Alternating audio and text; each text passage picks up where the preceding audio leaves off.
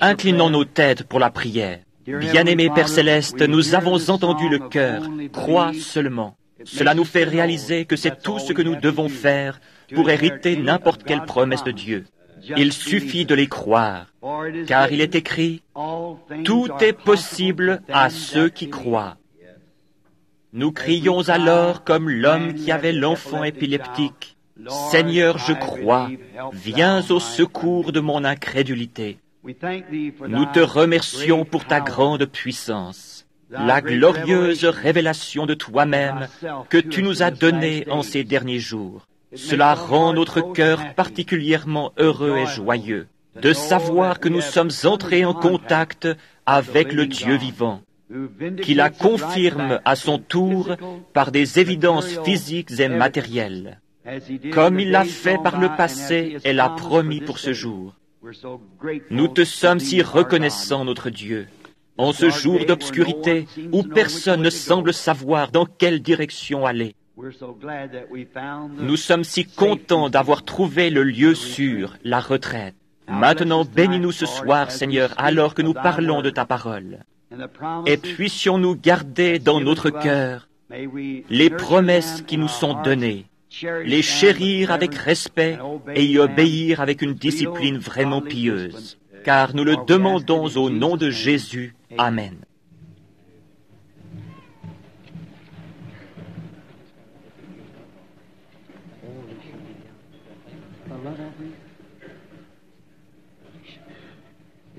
Une offrande d'amour? Vous n'auriez pas dû faire cela. Qui l'a fait? Est-ce vous le coupable? Je m'en prenais à l'organisateur. Il dit qu'il a prélevé pour moi une offrande d'amour. Il n'aurait pas dû le faire. Je l'apprécie, Dieu le sait. Mais je ne suis pas venu pour cela. Merci. Que le Seigneur vous bénisse. Je ferai tout mon possible. Je la mettrai directement pour les missions à l'étranger. Je saurai ainsi que cela ira pour le royaume de Dieu. Et si le Seigneur le veut, je l'utiliserai moi-même dans ces pays, afin d'apporter ce même évangile que vous avez écouté cette semaine. Je saurai alors que cela sera fait de la façon que vous croyez. Que le Seigneur m'aide à le faire.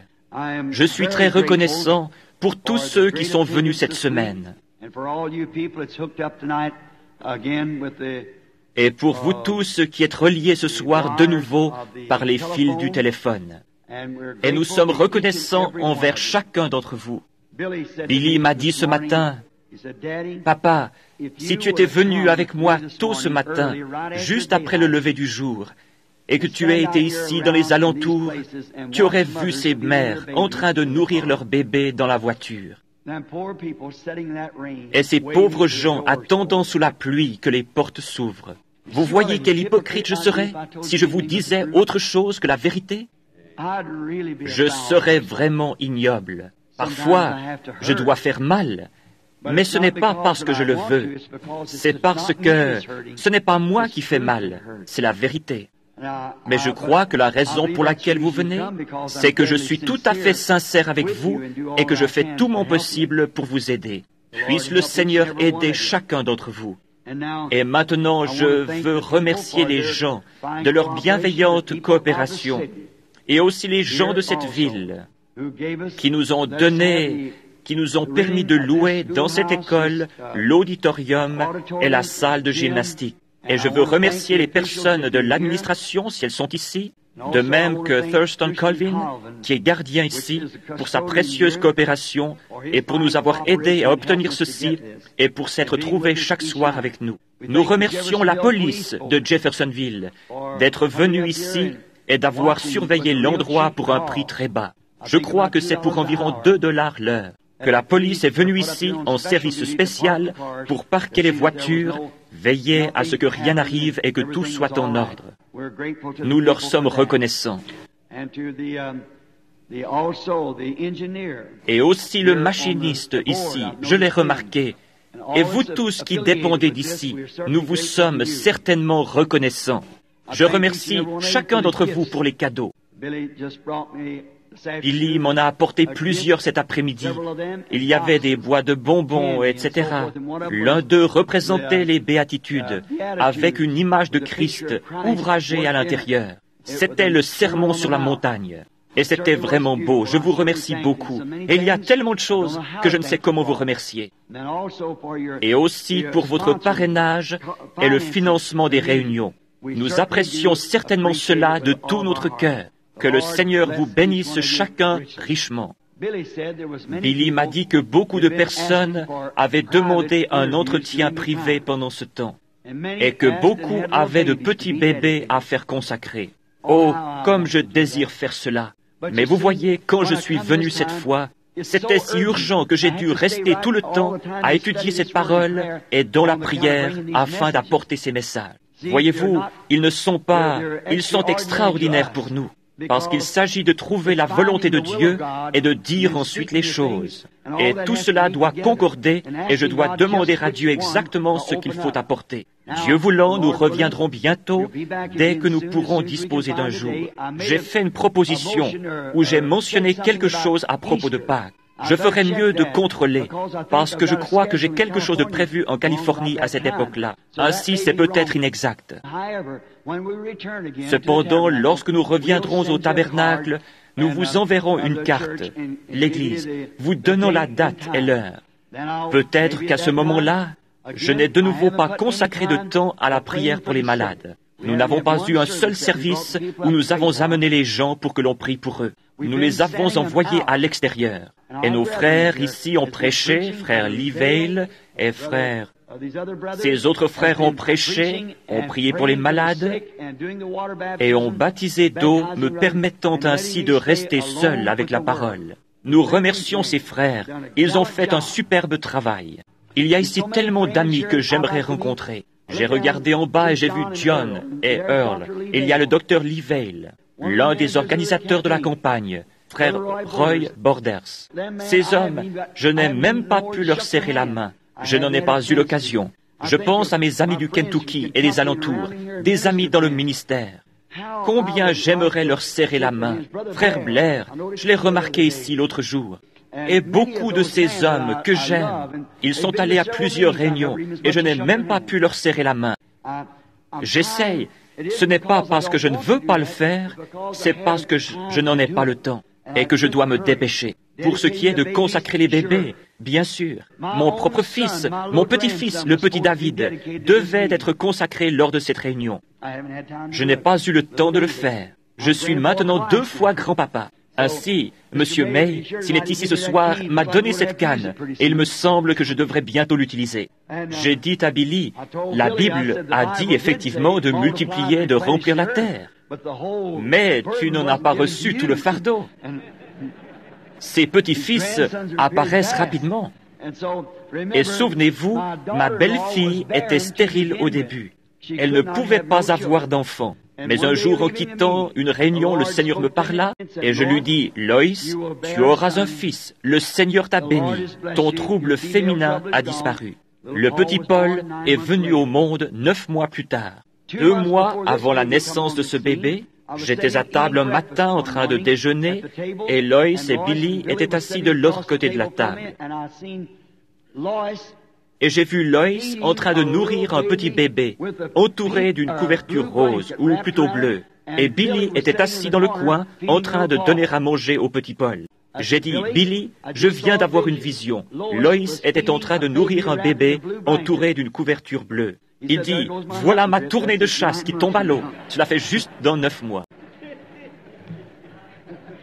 11 mois plus tard, le petit David naissait. Et je n'ai pas encore pu le consacrer au Seigneur, et je ne le pourrai pas avant notre retour. Ainsi, vous voyez ce que c'est. Combien j'aime les gens et leur compagnie. Mais nos frères ont prié pour les malades, et je sais que ce fut un succès. Chaque soir, nous avons prié pour les malades, l'un imposant les mains à l'autre, ce qui nous a permis de toucher l'ensemble. Mais peut-être que Dieu voulant, je l'inscrirai sur la carte si nous l'envoyons. Lorsque je reviendrai, j'aimerais de nouveau consacrer environ 2 ou 3 jours uniquement à la prière pour les malades et de cette manière faire ce que nous pouvons dans ce sens. Je veux de nouveau remercier les gens de leur aide. Maintenant, durant quelques instants, je veux faire quelques remarques à propos du message de ce matin. Il est évident que je n'ai pas réussi à le terminer complètement, mais je pense que vous comprenez. Et je suis sûr que vous ne saurez jamais ce que ce fut pour moi de faire cela. Cela vous semble très simple, mais voyez-vous ce que vous faites? Vous prenez la place de Dieu en déclarant quelque chose comme ça. Et avant que je le fasse, il devait y avoir une réponse de la part de Dieu. Il devait descendre et il s'est montré visiblement et a donné la révélation. C'est pourquoi, voyez-vous, c'est pour l'Église. Et souvenez-vous, j'ai dit que ce que j'avais dit était seulement pour l'Église. Et afin que vous puissiez avoir confiance et que vous sachiez cela, c'est le même Dieu qui me dit là-bas, alors qu'il n'y avait pas d'écureuil. Parle et dis où ils seront. Et c'est arrivé 3 fois de suite. Or, s'il peut, par cette même parole, créer quelque chose qui n'est pas là, à combien plus forte raison ceci tiendra-t-il bon au jour du jugement? Voyez-vous, des gens étaient là pour voir ces choses et les savoir. Comme Paul l'a dit par le passé, il y avait avec lui des hommes qui ont senti la terre trembler et qui n'ont pas entendu la voix, mais ils ont vu la colonne de feu. Cela m'a pourtant fait du bien, après, de voir des maris et des épouses que je sais être d'authentiques chrétiens s'embrasser en pleurant. Et écoutez, amis, Dieu confirme sa parole avec des signes et des confirmations pour prouver qu'elle est juste. La parole parlée. Maintenant, souvenez-vous, cette lumière qui était dans ce nuage, qui donna la révélation. Ma petite fille, Sarah, ici, me disait que cette école là-bas en Arizona, vit en regardant un ciel serein, ce nuage mystérieux dans cette montagne qui montait et descendait avec un feu couleur ambre, embrasé. Le professeur interrompit les cours et l'école, les amena dehors et leur dit, « Avez-vous déjà vu quelque chose comme ça? Regardez un peu. Souvenez-vous, c'est cette même lumière ambre qui est sur le rocher. » Ainsi, c'est le même Dieu, la même révélation. Il me dit, « Dis-leur de faire ceci. » C'est ce que je vous ai dit ce matin. Donc, voilà. Si mon cher ami, frère Roy Robertson est à l'écoute maintenant à Tucson. Roy, te souviens-tu de la vision que tu as eue le jour où nous étions sur la montagne? Tu es venu vers moi et ce nuage était au-dessus du sommet. En descendant, tu sais ce qu'il t'a dit? Je te l'ai dit l'autre jour à la maison. C'est ça, Roy. Fils, ne t'inquiète plus, c'est terminé. Vous ne savez pas ce que cela signifie. C'est la grâce. Il vous aime. Vous aimez-le. Servez-le humblement et adorez-le le reste de vos jours. Soyez heureux. Allez et vivez comme vous êtes. Si vous êtes heureux, continuez ainsi. Ne refaites plus jamais quelque chose de mal comme cela. Allez simplement. C'est la grâce de Dieu. Maintenant, je veux prier de nouveau avant que nous entrions dans la parole. Combien veulent prier pour moi? Je vais simplement d'une réunion à l'autre. Voulez-vous prier? Vous savez, j'aimerais vous chanter un petit chœur, nous tous ensemble, avant d'en venir à la parole. Simplement, afin que nous sachions que Dieu, simplement une petite consécration. Avez-vous déjà entendu ce petit chœur? Il prend soin de toi. Par temps radieux et dans le chagrin, il prend soin de toi. La petite dame vient maintenant au piano. Oh, je veux aussi remercier cette petite dame. Je ne savais même pas qui c'était. C'est l'une des filles du diacre ici. Certainement, la petite fille de frère Wheeler, elle est devenue grande maintenant. C'était un tout petit enfant qui s'asseyait sur mes genoux il n'y a pas longtemps. Et maintenant, c'est une jeune femme. Ainsi, je la remercie certainement d'avoir utilisé son talent dans la musique. Et elle joue maintenant avec beaucoup de douceur. Voudriez-vous nous donner un accord, sœur, tous ensemble maintenant? He cares for you. He careth for you.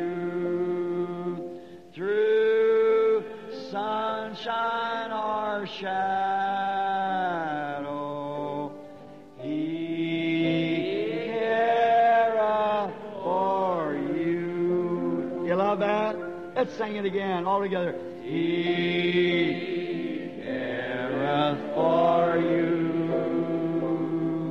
He careth for you. Through sunshine or shadow, He careth for you. Frère Dow, il prend aussi soin de vous, frère. Ne l'aimez-vous pas? Inclinons maintenant nos têtes. Ô Dieu bienveillant, ces petites notes ici renferment certaines choses que je dois dire aux gens.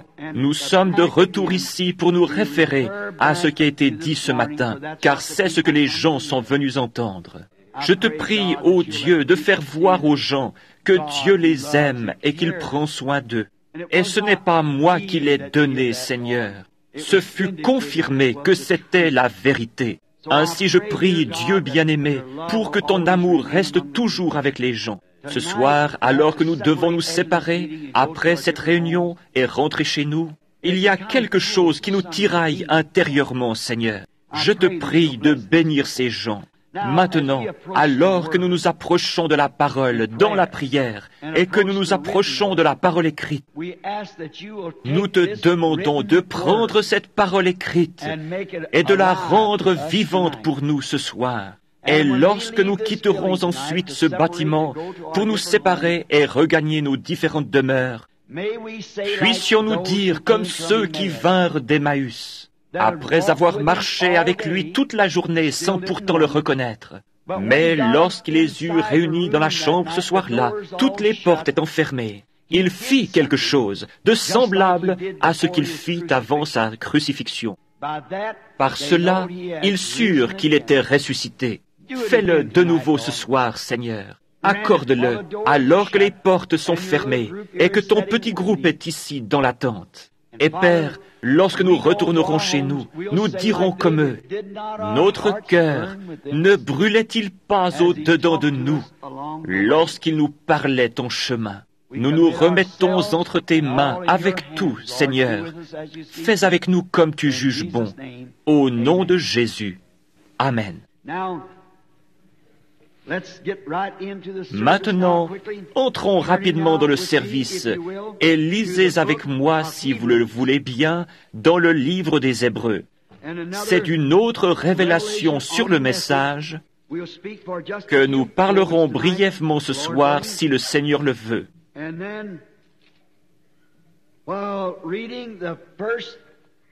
Puis, après avoir lu les 3 premiers versets de Hébreux 7, 1 à 3, nous les commenterons.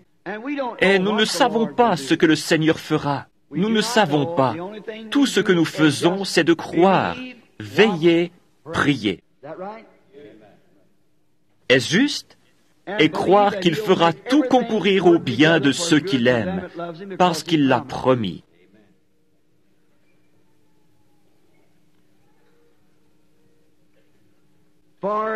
En effet, ce Melchisédek, roi de Salem, sacrificateur du Dieu Très-Haut, qui alla au-devant d'Abraham lorsqu'il revenait de la défaite des rois qui le bénit, et à qui Abraham donna la dîme de tout, qui est d'abord roi de justice, d'après la signification de son nom, ensuite roi de Salem, c'est-à-dire roi de paix. Lisons un peu plus loin. Qui est sans père, sans mère, sans généalogie, qui n'a ni commencement de jour, ni fin de vie, mais qui est rendu semblable au Fils de Dieu. Ce Melchisédek demeure sacrificateur à perpétuité. Pensez à la grandeur de cette personne, à la grandeur de cet homme. Et maintenant, la question se pose, qui est cet homme? Les théologiens ont eu différentes idées, mais depuis l'ouverture des 7 sceaux, le livre qui était mystérieux pour nous, Selon Apocalypse 10, 1 à 7, tous les mystères écrits dans ce livre qui ont été cachés à l'âge des réformateurs sont censés être dévoilés par l'ange du dernier âge de l'Église. Combien savent que c'est juste? C'est juste. Ils sont censés être dévoilés. Tous les mystères du livre mystérieux doivent être révélés aux messagers de l'âge de Laodicée. Voyant qu'il y a beaucoup de disputes à propos de cette personne et à ce sujet, je pense qu'il nous appartient d'examiner la chose pour découvrir qui c'est. Il y a plusieurs opinions à son sujet. Certains prétendent qu'il n'est qu'un mythe, qu'il n'était pas réellement une personne. D'autres disent que c'était un sacerdoce, que c'était le sacerdoce de Melchisédek. La plupart sont de cet avis parce qu'ils disent que c'était un sacerdoce. Or, cela ne se peut pas, car au 4e verset, il est dit qu'il était une personne, un homme. Ainsi, pour être une personne, il devait être une personnalité, un homme, non pas un ordre, mais une personne. Ainsi, il n'était pas simplement l'ordre d'un sacerdoce, il n'était pas non plus un mythe, il était une personne. Et cette personne est éternelle. Si vous prenez garde, il n'avait ni père, ni mère, ni commencement, ni fin. Et qui qu'il soit, il est toujours vivant ce soir. Parce que la Bible dit ici qu'il n'avait ni père, ni mère, ni commencement de jour, ni fin de vie. Ainsi, cela doit être une personne éternelle. Est-ce juste? Une personne éternelle. Ainsi, cela ne peut être qu'une personne, c'est Dieu, parce qu'il est le seul qui soit éternel, Dieu.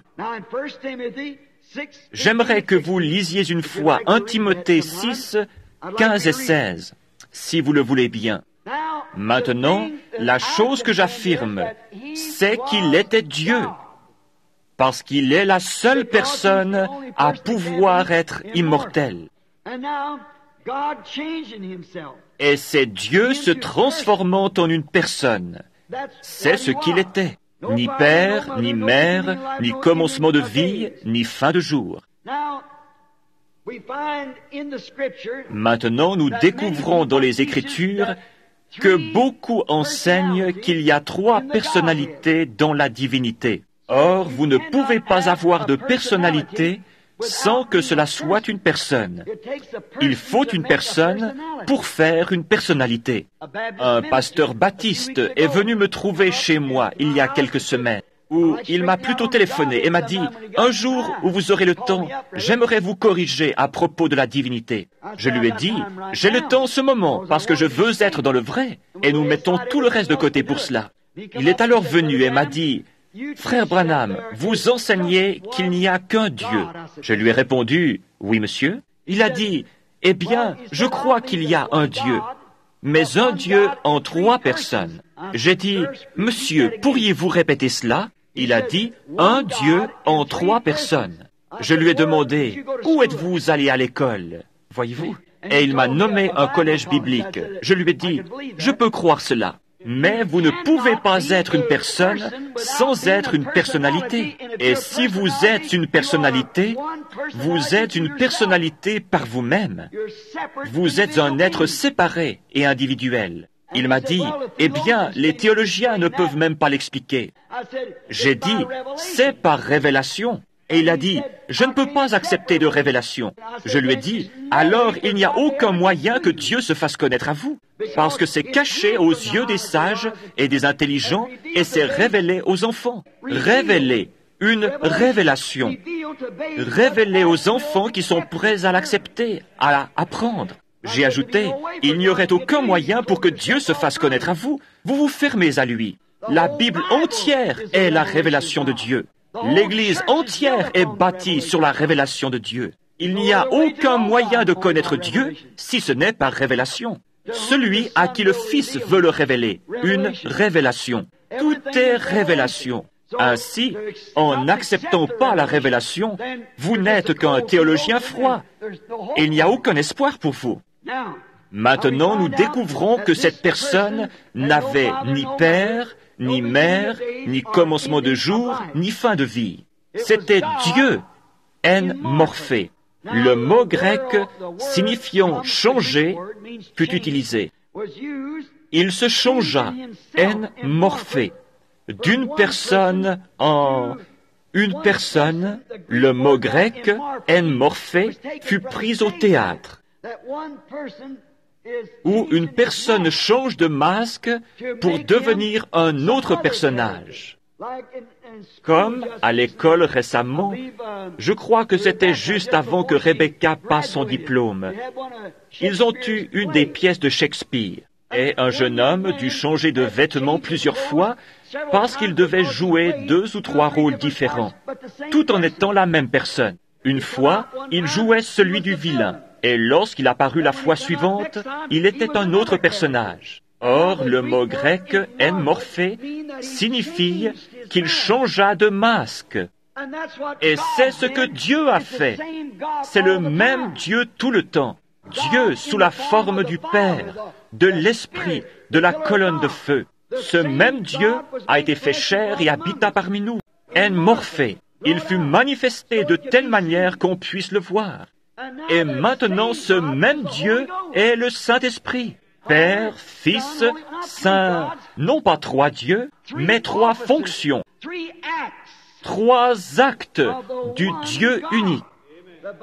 La Bible dit qu'il y a un seul Dieu, mais c'est ainsi qu'il ne pouvait pas, vous ne pouvez pas redresser ceci et avoir 3 dieux. Vous ne vendriez jamais ça à un juif, laissez-moi vous le dire, à quelqu'un qui sait mieux, car il sait qu'il n'y a qu'un seul Dieu.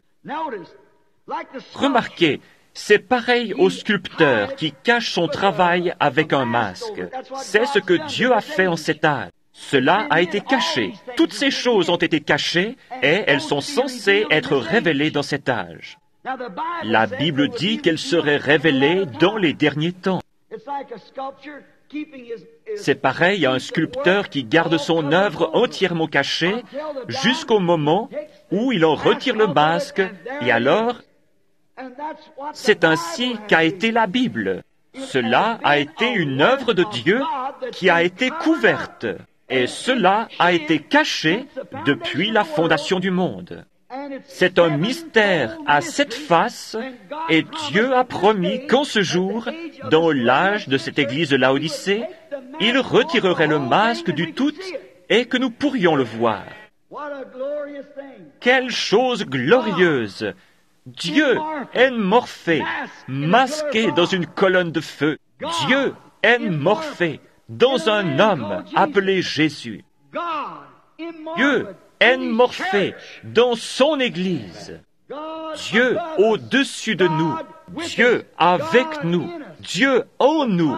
Dieu s'abaissant. Là-haut, il était saint. Personne ne pouvait le toucher. Il s'établit sur la montagne. Et même si un animal touchait la montagne, il devait mourir. Puis, Dieu descendit, changea de tente et vécut avec nous. Devint l'un de nous et nous l'avons touché.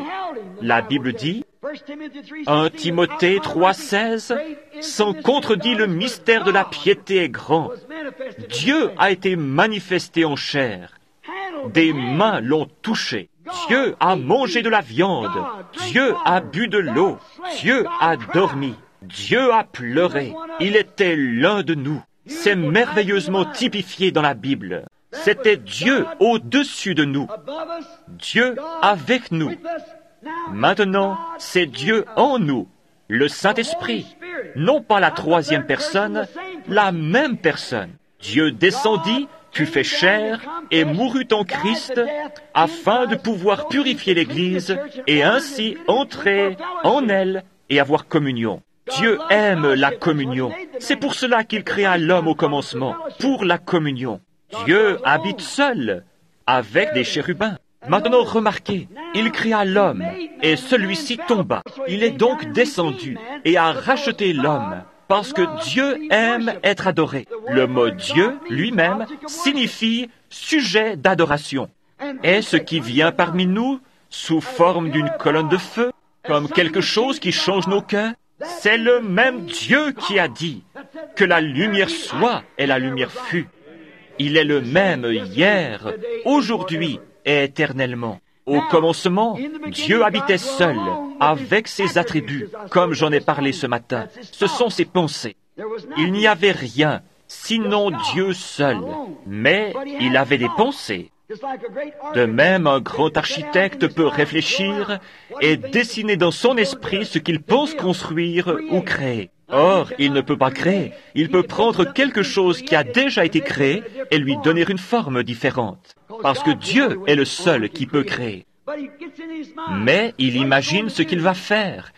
Et ce sont ses pensées, ses désirs. C'est donc une pensée.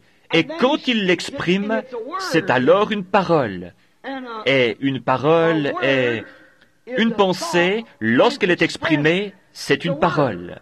Une pensée exprimée est une parole. Mais cela doit être premièrement une pensée. Ainsi, ce sont les attributs de Dieu. Puis, cela devient une pensée et ensuite une parole.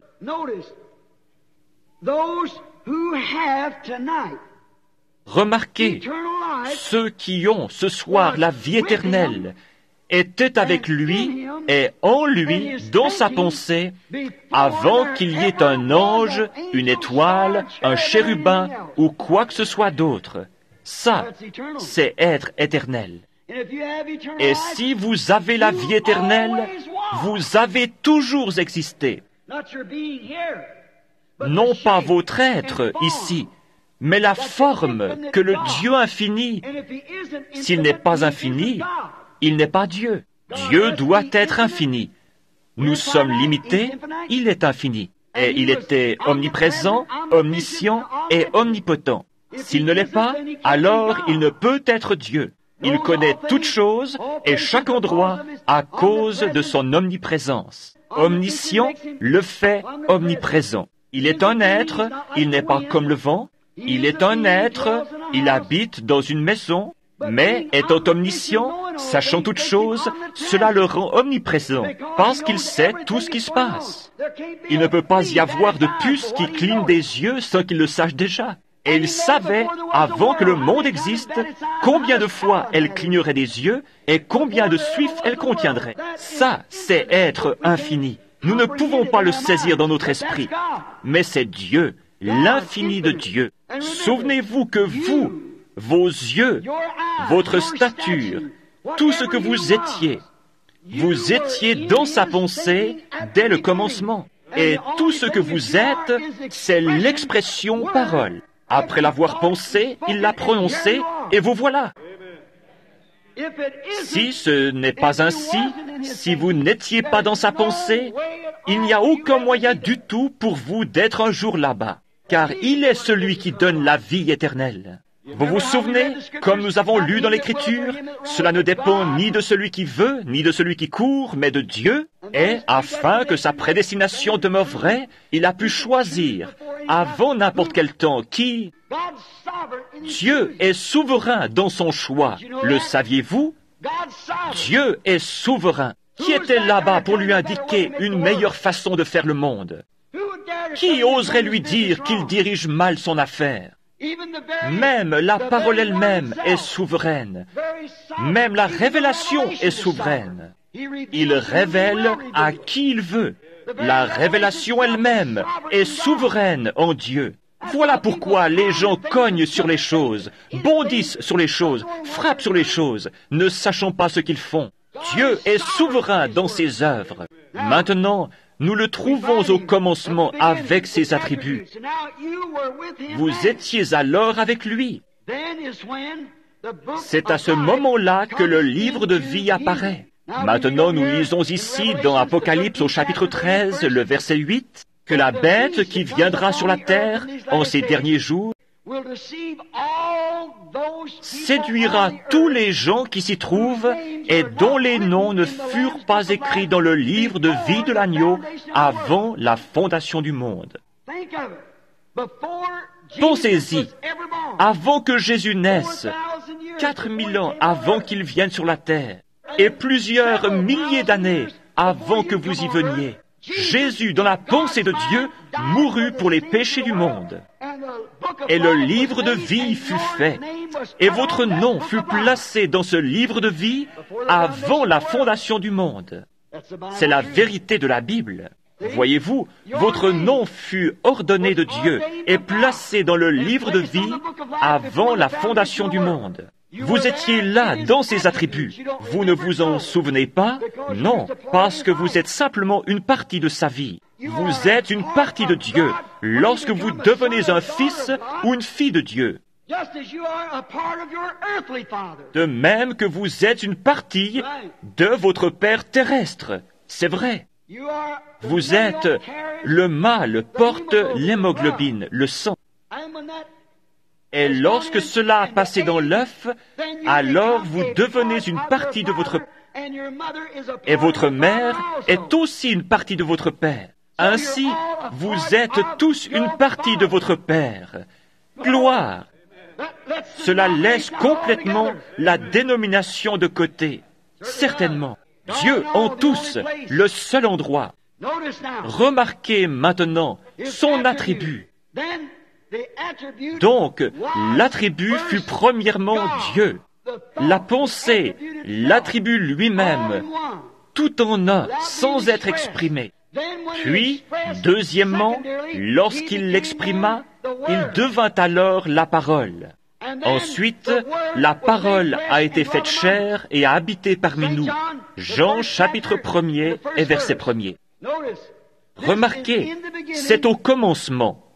Mais avant se trouve ce qui est éternel. Remarquez, au commencement était la parole. Lorsque le temps commença, c'était la parole. Mais avant d'être la parole, c'était un attribut, une pensée. Puis, elle fut exprimée. Au commencement, il y avait l'expression, la parole.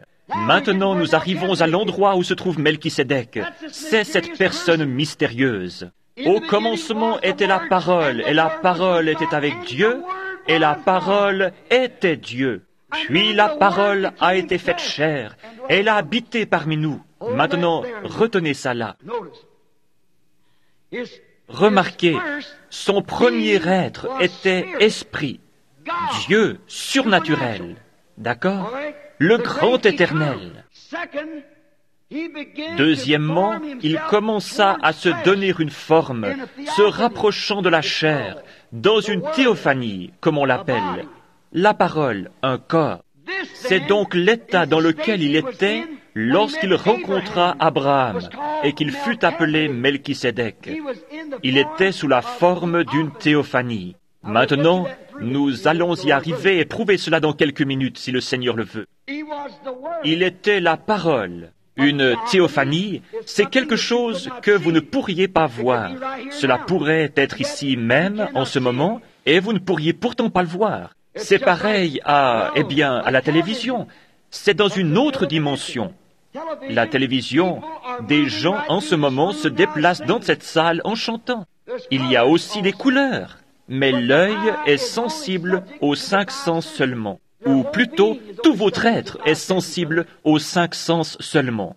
Et vous n'êtes sensible qu'à ce que vous pouvez voir dans les limites de la vue. Mais il y a une autre dimension qui peut être perçue après transformation au moyen de la télévision. La télévision ne fabrique pas d'image. La télévision ne fait que la conduire dans un circuit et ensuite l'écran de télévision la capte. Mais il y a l'image pour commencer. La télévision était là lorsqu'Adam était là. La télévision était là lorsqu'Élie était sur le mont Carmel. La télévision était là lorsque Jésus de Nazareth marcha sur les côtes de la Galilée. Mais c'est seulement maintenant que vous la découvrez. Il ne l'aurait pas cru à ce moment-là. Vous auriez été traité de fou si vous aviez dit quelque chose comme cela. Mais maintenant, c'est devenu une réalité. Et c'en est également une que Christ est ici. Les anges de Dieu sont ici. Et un jour, dans le grand millénium à venir, ce sera plus réel que la télévision ou n'importe quoi d'autre, parce qu'ils sont ici. Il se révèle dans sa grande forme qu'il prétend, alors qu'il change de masque, en morphée, dans ses serviteurs et prouve qui il est. Maintenant le voici sous la forme de l'Esprit, puis il vient sous la forme de en morphée. Il est apparu à Abraham en morphée. Lorsqu'Abraham revint de la défaite des rois, il rencontra Melchisédek et lui parla. Dernièrement, j'ai lu dans le journal de Tucson un article racontant le cas d'une femme qui, alors qu'elle roulait à, je crois, 60 ou 80 kilomètres à l'heure, heurta un vieil homme qui portait un pardessus. Elle poussa un cri et arrêta sa voiture. Il fut projeté en l'air, là, au milieu du désert. Et elle courut en arrière pour le retrouver, et il n'était pas là. Ainsi, que fit-elle? Des gens, derrière elle, virent cela arriver. Ils virent ce vieil homme être projeté en l'air et son pardessus tournoyer. Ils coururent donc en arrière pour regarder. Ils ne purent trouver l'homme nulle part. Ils appelèrent la police. Celle-ci vint examiner l'endroit. Il n'y avait là personne. Eh bien, chacun d'entre eux témoigna que la voiture fit un soubresaut et heurta l'homme. Il s'éleva en l'air et tout le monde vit cela. Des témoins se trouvant dans 2 ou 3 voitures virent ceci arriver. On découvrit finalement que 5 ans auparavant, un vieil homme portant un pardessus avait été heurté et tué au même endroit. Lorsque vous partez d'ici, vous n'êtes pas mort, vous devez revenir, même si vous êtes un pécheur, et être jugé d'après les œuvres faites dans le corps. Si cette tente où nous habitons sur la terre est détruite, nous en avons une autre qui nous attend. En morphée, c'est la parole. Or Dieu, à ce stade de sa création, forma plus tard, dans la chair, Jésus. À partir de quoi? À partir du grand esprit du commencement, puis cela devint la parole, alors qu'il commençait à se manifester. La parole ne se fait pas encore, elle est simplement prononcée, en morphée. Plus tard, il devient chair en Jésus, mortel, pour goûter à la mort pour nous tous pécheurs. Lorsqu'Abraham le rencontra, il était Melchisédek. Il dévoile ici ce que tous les attributs feront à la fin ultime. Chaque fils d'Abraham, chaque fils de la foi, fera absolument la même chose. Mais je veux voir de quelle façon nous devons venir. Nous le voyons aussi révélé ici dans Ruth et Boz, comme parents rédempteurs, et comment ils devaient venir pour être chers. Maintenant, nous voyons que les fils, attributs de son esprit, ne sont pas encore entrés dans le corps parole, mais une théophanie. Ce corps est soumis à la parole, attendant avec un ardent désir la transformation du corps. Maintenant, la différence entre lui et vous, en tant que fils, voyez-vous, il était au commencement la parole, un corps en morphée. Il y est entré et y a vécu dans la personne de Melchisédek. Puis, plus tard, nous n'avons plus jamais entendu parler de Melchisédek, parce qu'il est devenu Jésus-Christ. Melchisédek était le sacrificateur, mais il est devenu Jésus-Christ. Or, vous avez contourné cela, parce que sous cette forme, il connaissait toutes choses. Et vous n'avez encore jamais été capable de connaître cela. Vous êtes venu comme Adam, comme moi. Vous avez passé de l'attribut à la chair pour être tenté. Mais lorsque cette vie ici sera terminée, si cette tente où nous habitons sur la terre est détruite, nous en avons déjà une autre qui nous attend. C'est là que nous allons, c'est la parole. Alors nous pouvons regarder en arrière et voir ce que nous avons fait. Maintenant, nous ne le comprenons pas. Nous ne sommes encore jamais devenus la parole.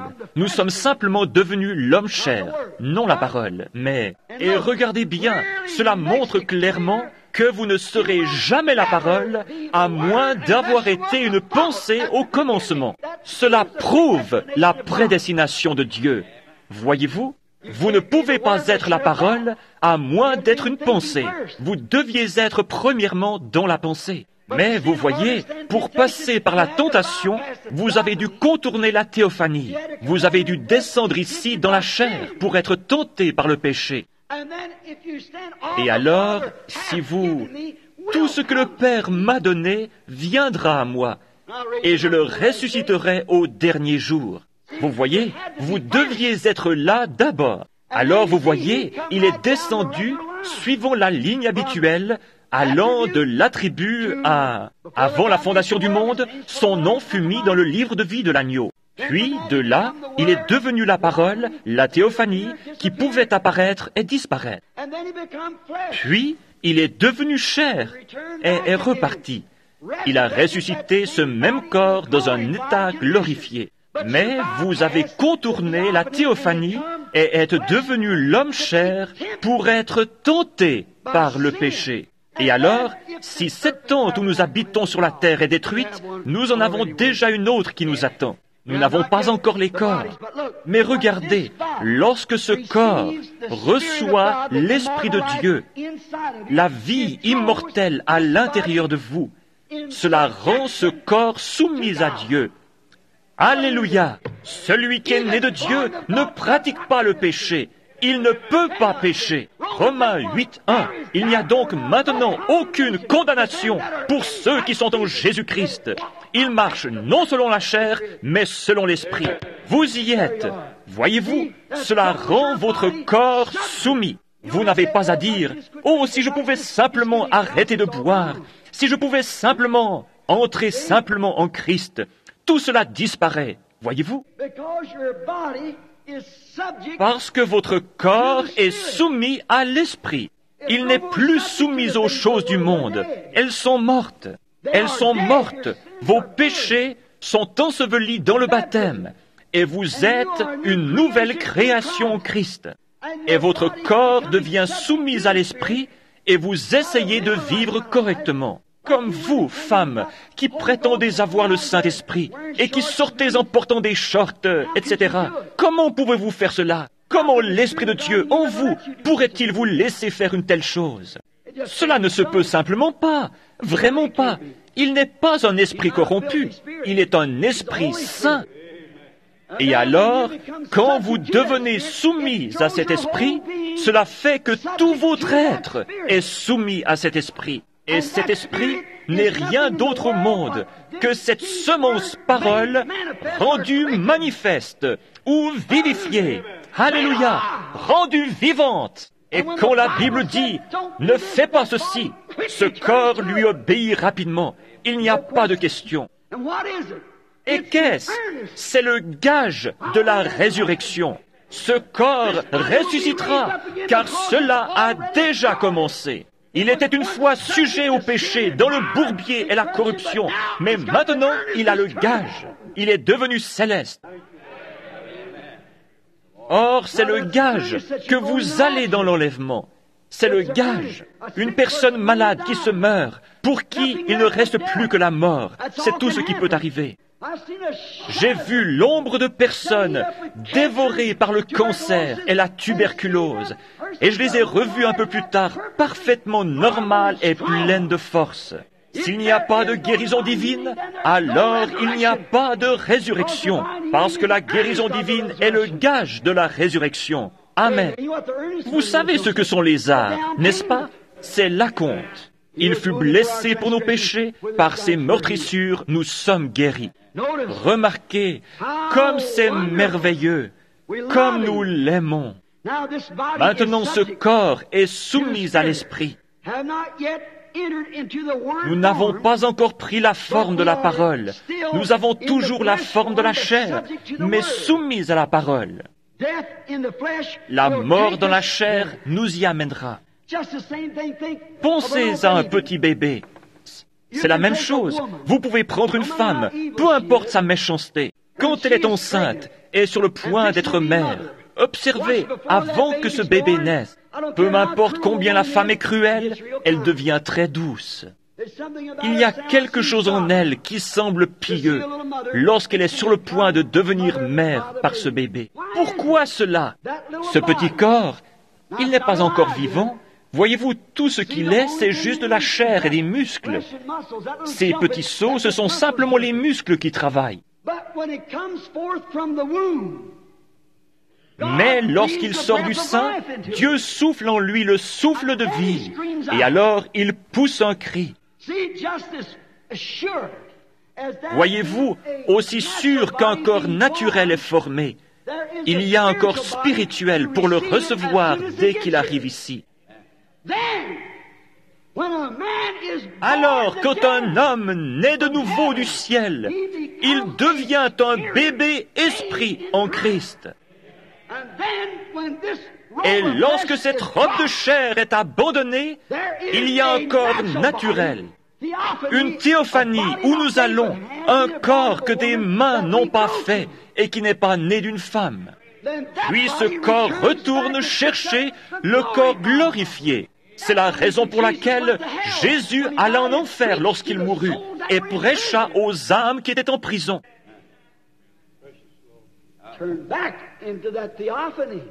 Il était revenu à cette théophanie. Oh, c'est merveilleux! Merci Seigneur. 2 Corinthiens 5:1, si ce corps où nous habitons sur la terre est détruit, cette tente où nous habitons sur la terre, nous en avons un autre. Voyez-vous, nous avons contourné cela afin de venir directement de Dieu, l'attribut pour être chair et être tenté et testé par le péché comme le fut Adam. Mais lorsque le test de sa parole est terminé, alors nous sommes amenés à ce corps qui fut préparé pour nous avant la fondation du monde. C'est la parole que nous avons sautée afin de venir ici en bas pour être tentés et testés. Si nous avions passé par cela, il n'y aurait pas eu de tentation. Nous aurions su toutes choses. C'est la raison pour laquelle Jésus savait toutes choses. C'est qu'il était la parole avant d'être chair. Puis, nous devenons la parole. Ici, nous sommes formés à l'image de la parole pour être participants de la parole. Nous nourrissons de la parole en étant prédestinés depuis le commencement. Vous voyez cette petite étincelle de vie que vous aviez en vous dès le commencement, dès que vous avez commencé votre voyage. Beaucoup parmi vous peuvent s'en souvenir. Vous vous êtes joints à cette église-ci et joints à cette église-là. Vous avez essayé ceci et cela. Rien ne vous a satisfait. C'est vrai. Mais un jour, vous l'avez simplement reconnu. C'est vrai. L'autre soir, j'enseignais quelque part. Je crois que c'était en Californie ou en Arizona, à propos de... Je crois que j'ai raconté ici la petite histoire de l'homme qui a placé un œuf d'aigle sous une poule. Et quand cet aigle était clos, c'était l'oiseau le plus amusant que ces poulets aient jamais vu. Mais il s'est promené de ci, de là, il n'était pas à sa place parmi eux, parce qu'il n'arrivait simplement pas à comprendre comment cette poule pouvait glousser, gratter sur ce tas de fumier et manger ça. Il ne pouvait pas saisir cela. Elle disait, « Viens ici et fesse-toi, mon chéri. » Eh bien, il était un aigle. Il ne mangeait simplement pas de cette façon. Ce n'était pas sa nourriture. Elle attrapait des sauterelles, etc., vous savez, et appelait les petits poussins. Et tous ces petits poussins s'en allaient manger en gazouillant. Mais le petit aigle ne pouvait simplement pas le faire. Cela ne lui paraissait pas juste. Un jour, sa maman partit à sa recherche. Il entendait cette poule glousser, et il essayait de son mieux d'y arriver aussi, mais il ne le pouvait pas. Il essaya de piauler comme un poussin, mais il n'y arrivait pas. Voyez-vous, c'était un aigle. C'était un aigle pour commencer. Il fut simplement couvé par une poule. C'est pareil à certains membres d'Église. C'est à peu près ainsi. Environ un sur une couvée est juste. Mais un jour, sa maman survola l'endroit. Elle poussa un cri. Il le reconnut. Cela paraissait juste. Pourquoi? C'était un aigle pour commencer. C'est ainsi avec l'Évangile ou la parole, la puissance de Jésus-Christ. Lorsqu'un homme a été prédestiné à la vie éternelle et qu'il entend cette intonation véritable, ce cri de Dieu, rien ne peut l'en détourner. L'Église ira peut-être, le temps des miracles est passé, cote, cote, cote, tiens-toi là et mange ceci, tiens-toi là et mange cela. Cette nourriture de basse-cour ne lui suffit plus. Il est parti. Tout est possible. Il s'élève du sol. C'est ce qui ne va pas avec tant de chrétiens aujourd'hui. Ils ne peuvent pas décoller du sol. La vieille maman lui a dit, « Fils, sauve, tu es un aigle. Monte ici vers moi. » Il dit, « Maman, je n'ai jamais sauté de ma vie. » Elle dit, « Eh bien, saute quand même. Tu es un aigle pour commencer. Tu n'es pas un poulet. » Il fit donc son premier saut et battit des ailes. Il ne réussit pas trop bien, mais il décolla du sol. C'est ainsi que nous faisons. Nous acceptons Dieu par la foi, d'après la parole écrite. Il y a quelque chose là-dedans. Voyez-vous, cette vie éternelle, vous y étiez prédestinés. Son grand-papa et sa grand-maman étaient des aigles. C'était un aigle depuis le début. Les aigles ne se mélangent pas à d'autres choses. Ce n'est pas un hybride du tout, c'est un aigle. Après avoir reconnu que la parole de Dieu elle-même était de la nourriture d'aigle, il laissa les autres choses. Vous avez alors été transformés en l'image vivante du Dieu vivant. Vous avez entendu quelque chose venant de votre théophanie. Si ce corps où nous habitons sur la terre est détruit, nous en avons un autre qui nous attend. Vous dites, est-ce bien vrai, frère Branham? Très bien, prenons quelques aigles et regardons-les pendant quelques minutes. Il y avait un homme appelé Moïse. Vous savez tous qu'un prophète est appelé dans la Bible un aigle. Il y avait un prophète appelé Moïse. Un jour, Dieu l'appela. Il ne voulait pas le laisser rentrer dans le pays et il mourut sur un rocher. Les anges l'emportèrent et l'ensevelirent. Il y eut un autre homme, un aigle, qui n'eut même pas besoin de mourir. Il traversa simplement le Jourdain et Dieu fit descendre un char. Et il quitta cette robe de chair et s'éleva et gagna le prix éternel. 800 ans plus tard, 800 ans plus tard, sur la montagne de la transfiguration, se tenaient ces deux hommes. Le corps de Moïse était pourri depuis des centaines d'années. Mais il avait là une forme telle que même Pierre, Jacques et Jean le reconnurent. Amen. Si cette tente où nous habitons sur la terre est détruite, si vous êtes un attribut de Dieu exprimé ici sur la terre, vous avez un corps qui vous attend lorsque vous quittez ce monde. Ils étaient là, sur la montagne de la transfiguration, dans leur théophanie, car ils étaient des prophètes à qui la parole était venue. Remarquons aussi un autre prophète qui s'appelait Samuel. C'était un grand homme. Il avait enseigné Israël et leur avait dit qu'il ne devrait pas avoir de roi. Il leur dit, « Vous ai-je déjà dit une seule chose au nom du Seigneur qui ne soit pas arrivé ?» Ils répondirent, « Non, tout ce que tu as dit au nom du Seigneur est arrivé. » C'était un prophète et il est mort. Environ 3 ou 4 ans plus tard, le roi eut des difficultés. C'était avant que le sang de Jésus-Christ soit versé. Il était au paradis. Et une sorcière d'Endor demanda que quelqu'un vienne consoler Saül. Et lorsque la sorcière le vit là, debout, elle s'écria, « Je vois un Dieu qui monte de la terre. » Et après que l'homme ait été mort, enseveli, et qu'il est pourri dans la tombe, il se tenait là, dans cette caverne, revêtu de sa robe de prophète, et il était toujours un prophète. Amen. Car il dit, « Pourquoi m'as-tu tiré de mon repos, puisque tu es devenu l'ennemi de Dieu ?» Observez-le prophétiser. « Demain soir, vers cette heure même, tu seras avec moi. » Il était toujours un prophète, bien qu'il ait quitté ce corps. Voyez-vous, il vint ici, et il était une partie de cette parole. Il entra donc de la vie de la chair dans le corps qui avait été préparé pour lui avant la fondation du monde. Il entra dans la théophanie, ce qui était la parole. Avez-vous saisi cela? C'est là que tous les croyants vont lorsqu'ils partent d'ici.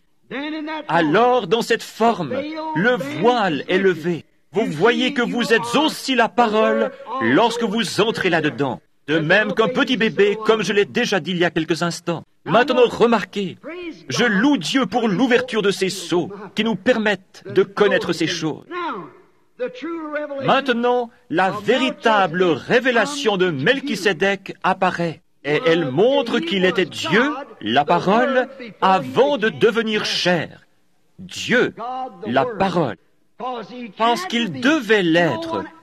Personne d'autre ne pouvait être immortel comme lui. Voyez-vous, j'ai eu un père et une mère. Vous aussi. Jésus avait un père et une mère.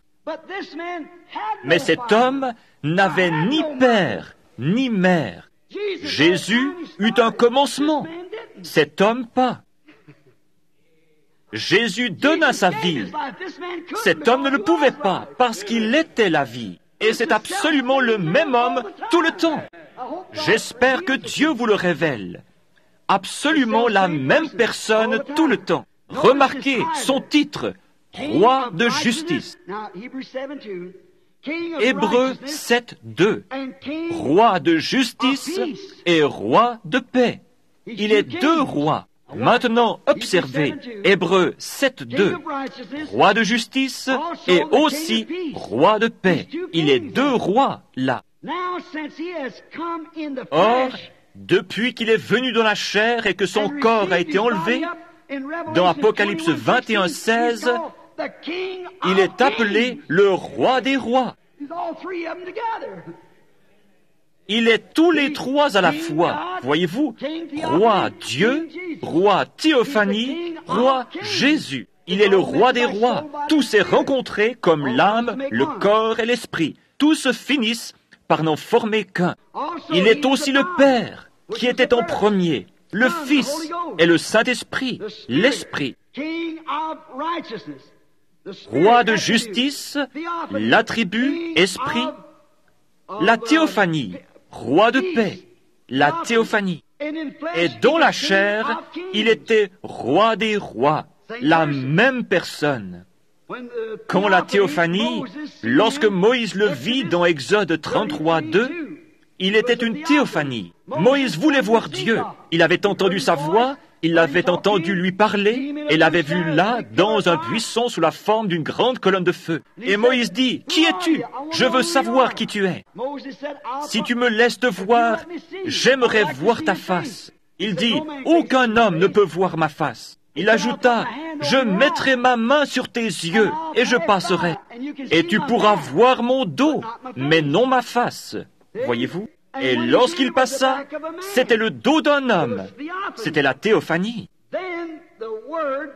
Alors la parole qui est venue à Moïse, « Je suis », c'était la parole. La parole est venue à Moïse sous la forme d'une colonne de feu, dans un buisson ardent. Le « Je suis ». En tant que parole de la théologie, de la théophanie, excusez-moi. Il est venu vers Abraham sous le chêne en tant qu'homme.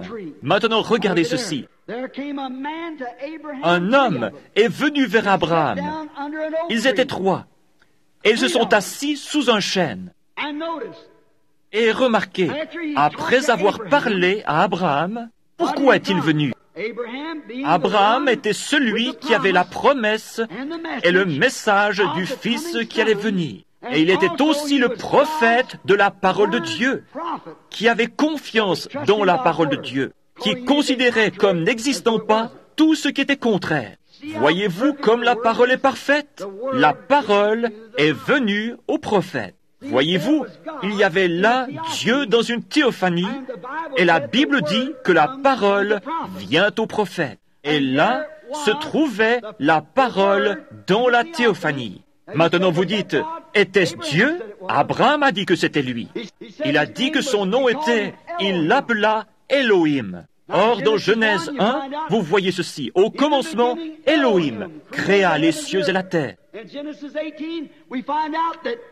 Dans Genèse 18, nous voyons qu'Abraham appela cette personne qui s'assit là et lui parla, qui put lui dire les secrets de son cœur et ce que Sarah pensait derrière lui. Abraham dit, c'est Elohim. Il était sous la forme de théophanie. Vous saisissez cela? Remarquez, Après, maintenant nous découvrons qu'il était alors sous la forme d'une théophanie. Il l'appela Seigneur Dieu, Elohim. Nous découvrons dans Genèse 18 que c'est juste. Maintenant, remarquez, Abraham, ils étaient trois ensemble. Toutefois, lorsqu'Abraham les rencontra, il dit « Mon Seigneur ». Mais lorsque Lot, là-bas à Sodome, deux d'entre eux y allèrent, lorsqu'il les vit venir, il dit « Mes Seigneurs ». Voyez-vous, que s'est-il passé? Premièrement, Lot n'était pas un prophète, c'est vrai. Il n'était pas non plus le messager de l'heure. Aussi, n'avait-il pas de révélation à propos de lui. C'est exact. Lot pouvait les appeler seigneurs, au pluriel. S'il y en avait une douzaine, il aurait toujours pu les appeler seigneurs, au pluriel. Mais peu importe combien Abraham envoyait, c'était toujours un seigneur. Voilà Dieu. C'est Melchisédek. Remarquez, une fois la bataille terminée, Melchisédek servit à son enfant victorieux la communion. Pensez-y, une partie de lui-même. Maintenant, nous voulons voir ici, sous la forme de type, la communion. Après la bataille, il donna une partie de lui-même, parce que la communion est une partie de Christ. Une fois la lutte terminée, et après avoir été bien secoué, c'est alors que vous goûtez à Christ et devenez une partie de cet être. Vous saisissez cela? Jacob lutta toute la nuit et ne voulut pas le laisser partir, qu'il ne les bénit. C'est juste. La bataille pour la vie. Et une fois la bataille terminée, alors Dieu vous donne une partie de lui-même. C'est sa véritable communion. Le petit morceau de pain et l'hostie ne font que la représenter. Vous ne devriez la prendre que si vous avez combattu jusqu'au bout et que vous êtes devenus une partie de Dieu. Souvenez-vous qu'à ce moment-là, la communion n'avait pas été instituée. Elle ne le fut qu'avant la mort de Jésus-Christ, des centaines et des centaines d'années plus tard. Mais après que son fils Abraham eut remporté la victoire, Melchisédek le rencontra et lui donna du vin et du pain, montrant que lorsque cette bataille terrestre est terminée, nous le rencontrerons dans les cieux et prendrons à nouveau la communion. Ce sera le souper des noces. Je ne boirai plus désormais de ce vin, ni ne mangerai du fruit de la vigne, jusqu'à ce que j'en mange et en boive du nouveau avec vous dans le royaume de mon Père. Est-ce juste? Remarquez de nouveau, Melchisédek alla à la rencontre d'Abraham avant qu'il arrive chez lui. Quel type magnifique nous avons ici! Melchisédek rencontrant Abraham après la bataille, avant que celui-ci arrive chez lui. Nous rencontrons Jésus dans les airs avant d'arriver chez nous. C'est vrai, 2 Thessaloniciens nous le dit, car nous le rencontrons dans les airs. C'est un magnifique type de Rebecca, rencontrant Isaac dans les champs dans la fraîcheur du jour. Nous le rencontrons dans les airs, 2 Thessaloniciens nous le dit, car nous, les vivants qui serons restés, nous ne devancerons pas ceux qui dorment. Car la trompette de Dieu sonnera, les morts en Christ ressusciteront premièrement. Nous, les vivants qui serons restés, nous serons tous ensemble enlevés avec eux à la rencontre du Seigneur dans les airs. Tous ces types sont parfaits. C'est pourquoi la théophanie, si vous êtes mort et que vous êtes entré dans cette théophanie, qu'arrive-t-il? La théophanie vient sur la terre pour prendre le corps racheté. Et si vous êtes ici, dans l'air, vous prenez le corps pour rencontrer la théophanie. Vous y êtes, et vous êtes enlevés pour aller à la rencontre du Seigneur dans les airs. Qui est ce Melchisédek, si ce n'est Dieu? Maintenant, nous voyons ici clairement tout le secret de nos vies durant ce voyage, la mort, et où nous allons après la mort. De même, la prédestination apparaît ici clairement. Maintenant, écoutez attentivement alors que nous enseignons ceci. Les étapes du dessein éternel qu'il avait dans son secret ont maintenant été révélés. Remarquez, il y a encore 3 étapes pour conduire à la perfection. La manière qu'il utilise pour racheter le monde est pareille à celle qu'il utilise pour racheter son Église. Il rachète les gens à travers 3 étapes. Maintenant, regardez. Premièrement, il y a la justification, comme Luther la prêcha. Deuxièmement, la sanctification, comme Wesley la prêcha. Troisièmement, le baptême du Saint-Esprit. C'est juste. Puis vient l'enlèvement. Maintenant, le monde. Comment a-t-il racheté le monde? La première chose qu'il fit, lorsqu'il pécha, c'est de le laver dans le baptême d'eau. C'est vrai. Puis il laissa de la croix tomber son sang sur lui, le sanctifia et l'appela sa propriété. Puis que fit-il? De même qu'il a arraché de vous tout ce qui est du monde et qu'il a rénové le tout par le baptême ardent du Saint-Esprit, il rénovera aussi le monde. Il sera complètement brûlé par le feu et purifié de tout germe jusqu'à des millions de kilomètres d'altitude, et tout sera nettoyé. Il y aura alors un nouveau ciel et une nouvelle terre. De même que vous êtes une nouvelle créature en Jésus-Christ, lorsque le Saint-Esprit se saisit de vous. Voyez-vous, vous y êtes. La chose est tout ce qu'il y a de plus clair. Tout va par 3. La naissance naturelle est en 3 temps. Qu'arrive-t-il premièrement à la femme qui a un bébé? Qu'est-ce qui vient en premier? L'eau. Et ensuite, le sang. Et quelle est la phase suivante? La vie. L'eau, le sang, l'esprit. Qu'arrive-t-il à la plante? Elle pourrit. Quelle est la première chose? La tige. Quelle est la suivante? L'épi. Quelle est la suivante? La balle. Puis le grain sort de là. Il y a les 3 étapes jusqu'à ce que cela arrive au grain. Exactement. Dieu confirme cela. Cela a toujours été juste. Dieu confirme que c'est vrai. Cela montre clairement que celui qui est prédestiné est le seul à être considéré dans la rédemption. Avez-vous saisi? Laissez-moi répéter. Celui qui est prédestiné est le seul à être considéré dans la rédemption. Les gens peuvent agir comme s'ils l'étaient ou penser qu'ils le sont, mais la véritable rédemption est pour ceux qui sont prédestinés. Parce que le mot « racheter » lui-même signifie « ramener ». Est-ce juste? Racheter, c'est... Racheter quoi que ce soit, c'est le ramener à sa place originale. Alléluia! Donc, seuls les prédestinés sont ramenés, parce que les autres ne venaient pas de là. Voyez-vous, ramenés. Étant au commencement éternels avec lui, la vie éternelle que vous aviez, la pensée qu'il avait de vous, il voulait seulement que vous, il voulait que je me tienne à la chair, par exemple. Il voulait que vous soyez assis là, ce soir. Nous accomplissons alors son dessein éternel. Et celui qui a quitté la maison est venu sur la terre seulement pour accomplir son dessein. Est-ce juste? Très bien. Alors, une fois que c'est terminé, il est ramené dans un état glorifié. Il est mûr et ramené. Ce n'est pas étonnant que Paul ait pu dire, alors qu'il construisait le billon sur lequel on allait lui couper la tête: « Ô mort, où est ton aiguillon? Ô tombe, où est ta victoire? Mais grâce soit rendue à Dieu qui nous donne la victoire. » Il ajouta: « Ô mort, dis-moi comment tu peux arriver à me faire crier. Tombe, dis-moi comment tu vas me retenir. Car je suis en possession de la vie éternelle. » Amen. Il le reconnut. La mort, l'enfer, la tombe, rien ne pouvait le retenir. Et rien ne peut nous faire de mal. Nous avons la vie éternelle. Il réalisa qu'il était béni dans le fait qu'il avait la vie éternelle. C'est comme une petite goutte de rosée. Si je comprends ce qui se passe, je ne m'y connais pas trop en chimie.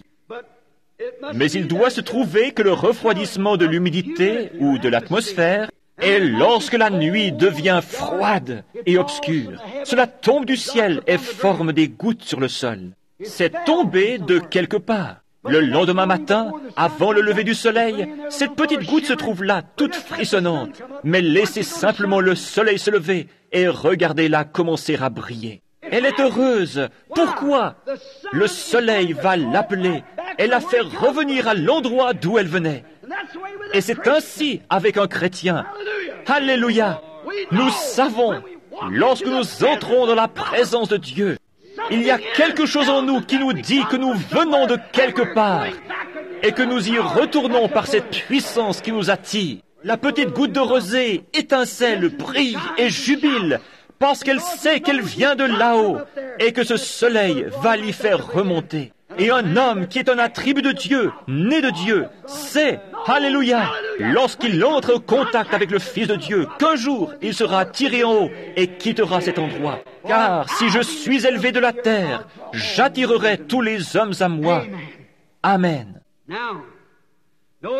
Maintenant, remarquez, nous voyons Melchisédek. Et pourquoi Marie n'était pas sa mère? C'est la raison pour laquelle il l'appela femme et non pas mère. Il n'avait pas de père, car il était le Père, le Père éternel, les trois en un. Il n'avait pas de mère, certainement pas. Il n'avait pas de père, car il était le Père.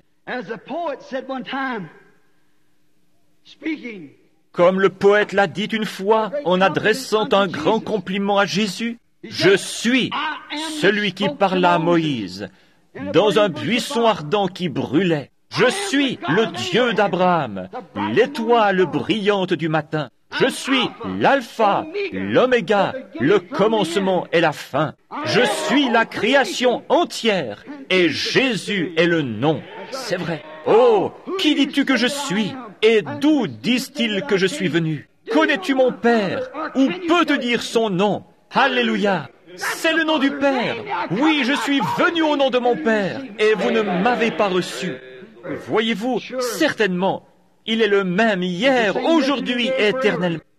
Et ce Melchisédek devint chair. Il se révéla comme Fils de l'homme.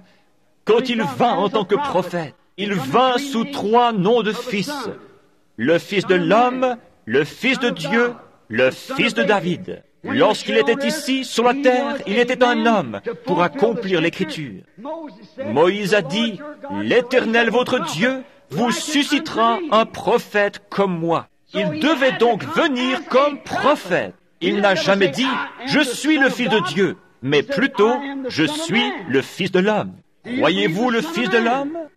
C'est de cela qu'il devait témoigner, parce que c'est ce qu'il était. Maintenant, il est venu sous le nom d'un autre Fils, le Fils de Dieu, l'invisible, l'Esprit. Et lorsqu'il reviendra, il sera fils de David, pour s'asseoir sur son trône. Lorsqu'il était ici, et qu'il fut fait chair, il fut appelé le Fils de l'homme.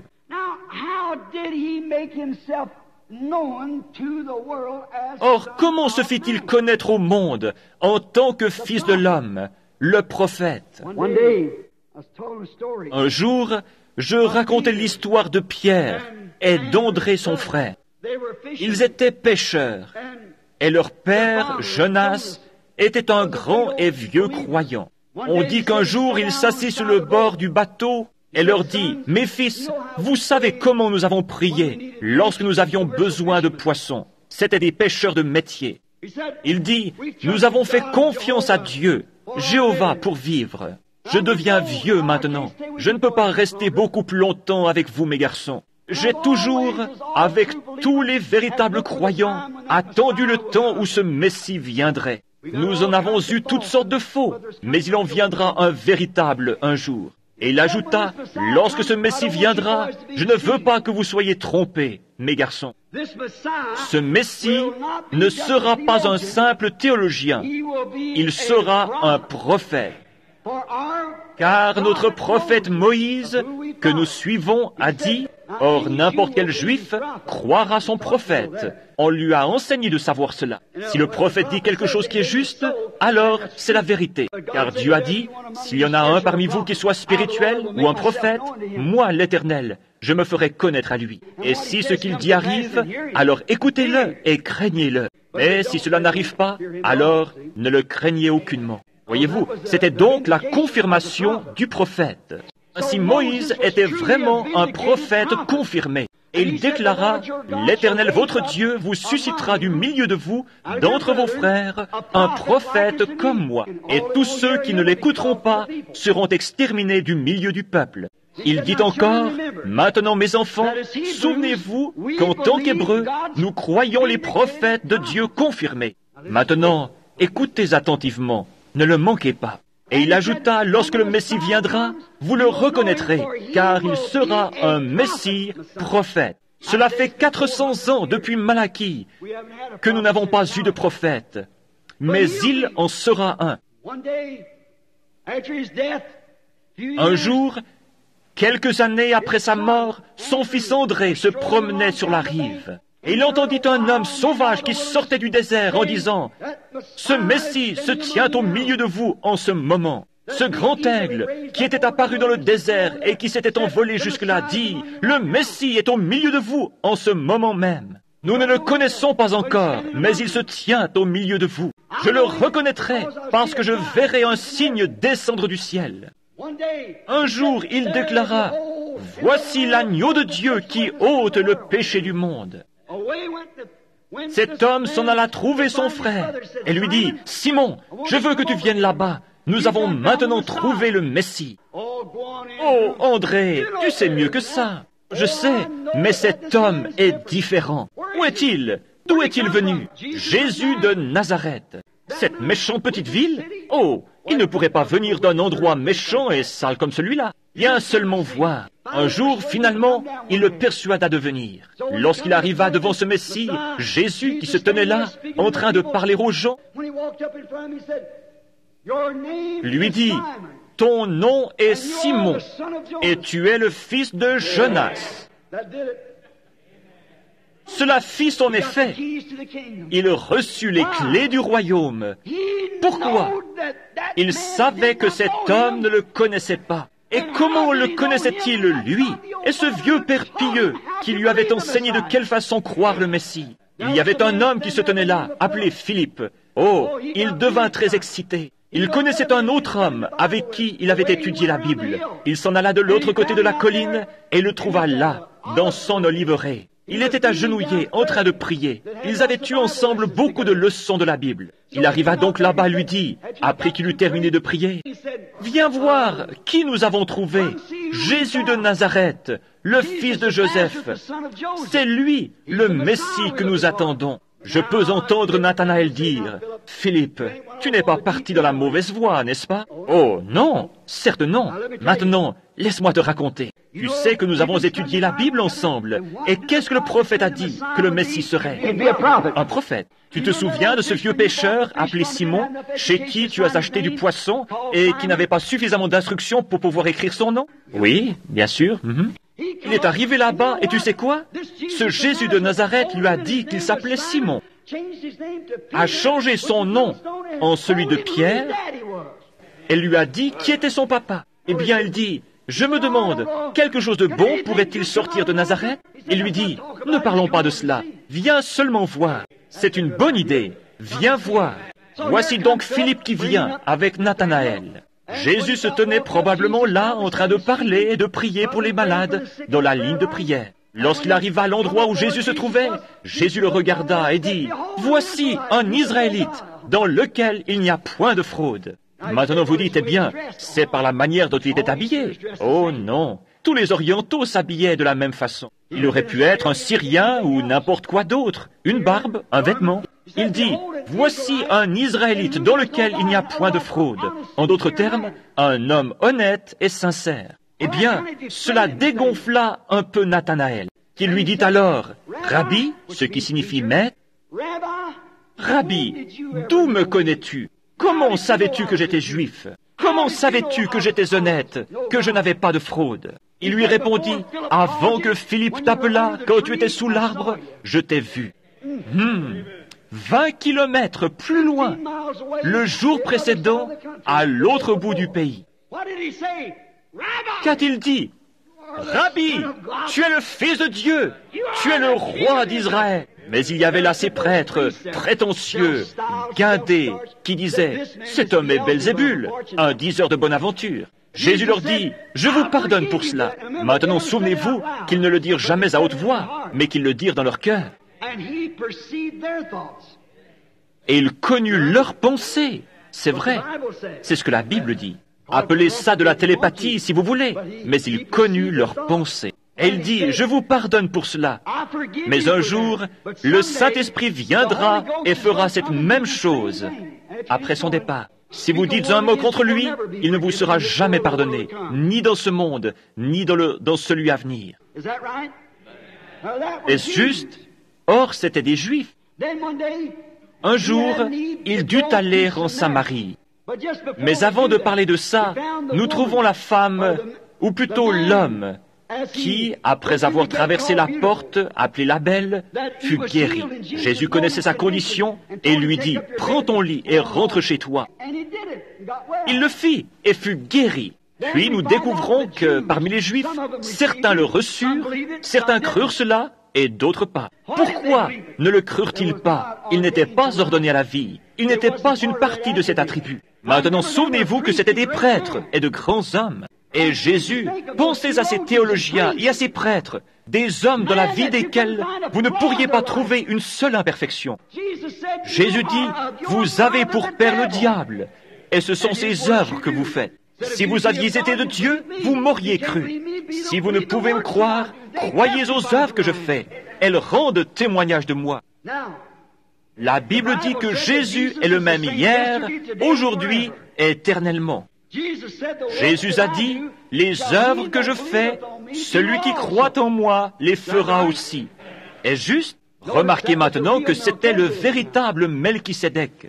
Maintenant, remarquez encore, il y avait seulement 3 races de gens. Vous m'avez entendu dire que j'étais un ségrégationniste. C'est vrai, tous les chrétiens sont des ségrégationnistes. Non pas à cause d'une ségrégation de couleur, mais d'esprit. La couleur de la peau d'un homme n'a rien à voir avec lui. Il est un enfant de Dieu de naissance. Mais un chrétien, Dieu dit, séparez-moi, sortez du milieu d'eux, etc.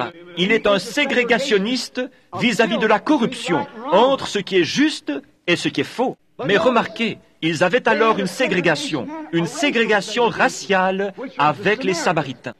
Il y a seulement 3 races de gens sur la terre, si nous croyons la Bible. Ce sont les descendants de Cam, Sem et Japheth. Ce sont les 3 fils de Noé. Nous sommes tous venus de là, c'est vrai. Cela nous ramène tous à Adam, ce qui fait de nous tous des frères. La Bible dit, d'un seul sang, Dieu créa toutes les nations. Nous sommes tous frères par le sang. Un homme de couleur peut donner une transfusion sanguine à un blanc, ou vice-versa. L'homme blanc peut en donner au japonais, un jaune, ou à l'Indien, un rouge, ou je ne sais pas, peu importe. Il pourrait lui donner une transfusion sanguine parce que nous avons tous le même sang. La couleur de notre peau, l'endroit où nous avons vécu, n'a rien à voir avec cela. Mais nous sommes séparés lorsque nous sortons du monde, de même qu'il fit sortir Israël d'Égypte. C'est à ce moment-là que nous nous séparons des choses du monde. Il y avait donc les descendants de Cam, Sem et Japheth. Et si nous avions le temps de remonter les généalogies, nous pourrions voir d'où sont venus les anglo-saxons. Il y avait le juif, le samaritain qui est à moitié juif et gentil. Le juif s'étant marié avec les gentils à la suite des agissements de Balaam et Moab. Ils étaient samaritains et il y avait des juifs et des gentils. Or nous, anglo-saxons, nous n'avions rien à voir avec cela. Nous ne croyions à aucun Messie ni à rien d'autre. Nous n'en attendions pas un. Nous avions été amenés après. Jésus est venu chez les siens et les siens ne l'ont pas reçu. Il dit aux disciples, n'allez pas vers les païens, allez plutôt vers les brebis perdues d'Israël. Et il alla seulement vers les brebis perdues d'Israël. Et observez, il se manifesta en tant que fils de l'homme devant les Juifs, mais ils le rejetèrent. Les Samaritains, étant à moitié juifs et gentils, croyaient aussi et attendaient un Messie. Mais il n'en était pas ainsi pour nous. Nous étions des païens portant des massues sur le dos et adorant des idoles. Nous, les gentils. Mais un jour, Jean 4, il dut passer par la Samarie en allant à Jéricho. Il fit donc le tour par la Samarie. Pendant qu'il s'y rendait, il s'arrêta et s'assit sur le bord du puits d'une ville nommée Sichar. Et le puits, si vous y êtes déjà allé, forme une petite esplanade, à peu près comme ceci. Il y a là une source publique où tous viennent. Les femmes viennent le matin, prennent leur pot d'eau, mettent un sur la tête et un sur chaque hanche, et marchent avec ça en se tenant tout ce qu'il y a de plus droite, sans jamais renverser une goutte, tout en se parlant l'une à l'autre. Ainsi les gens viennent là. C'était donc environ 11 heures du matin. Et l'on envoya ses disciples dans la ville pour acheter des victuailles, de la nourriture. Et alors qu'ils étaient partis, il vint là une femme de mauvaise réputation.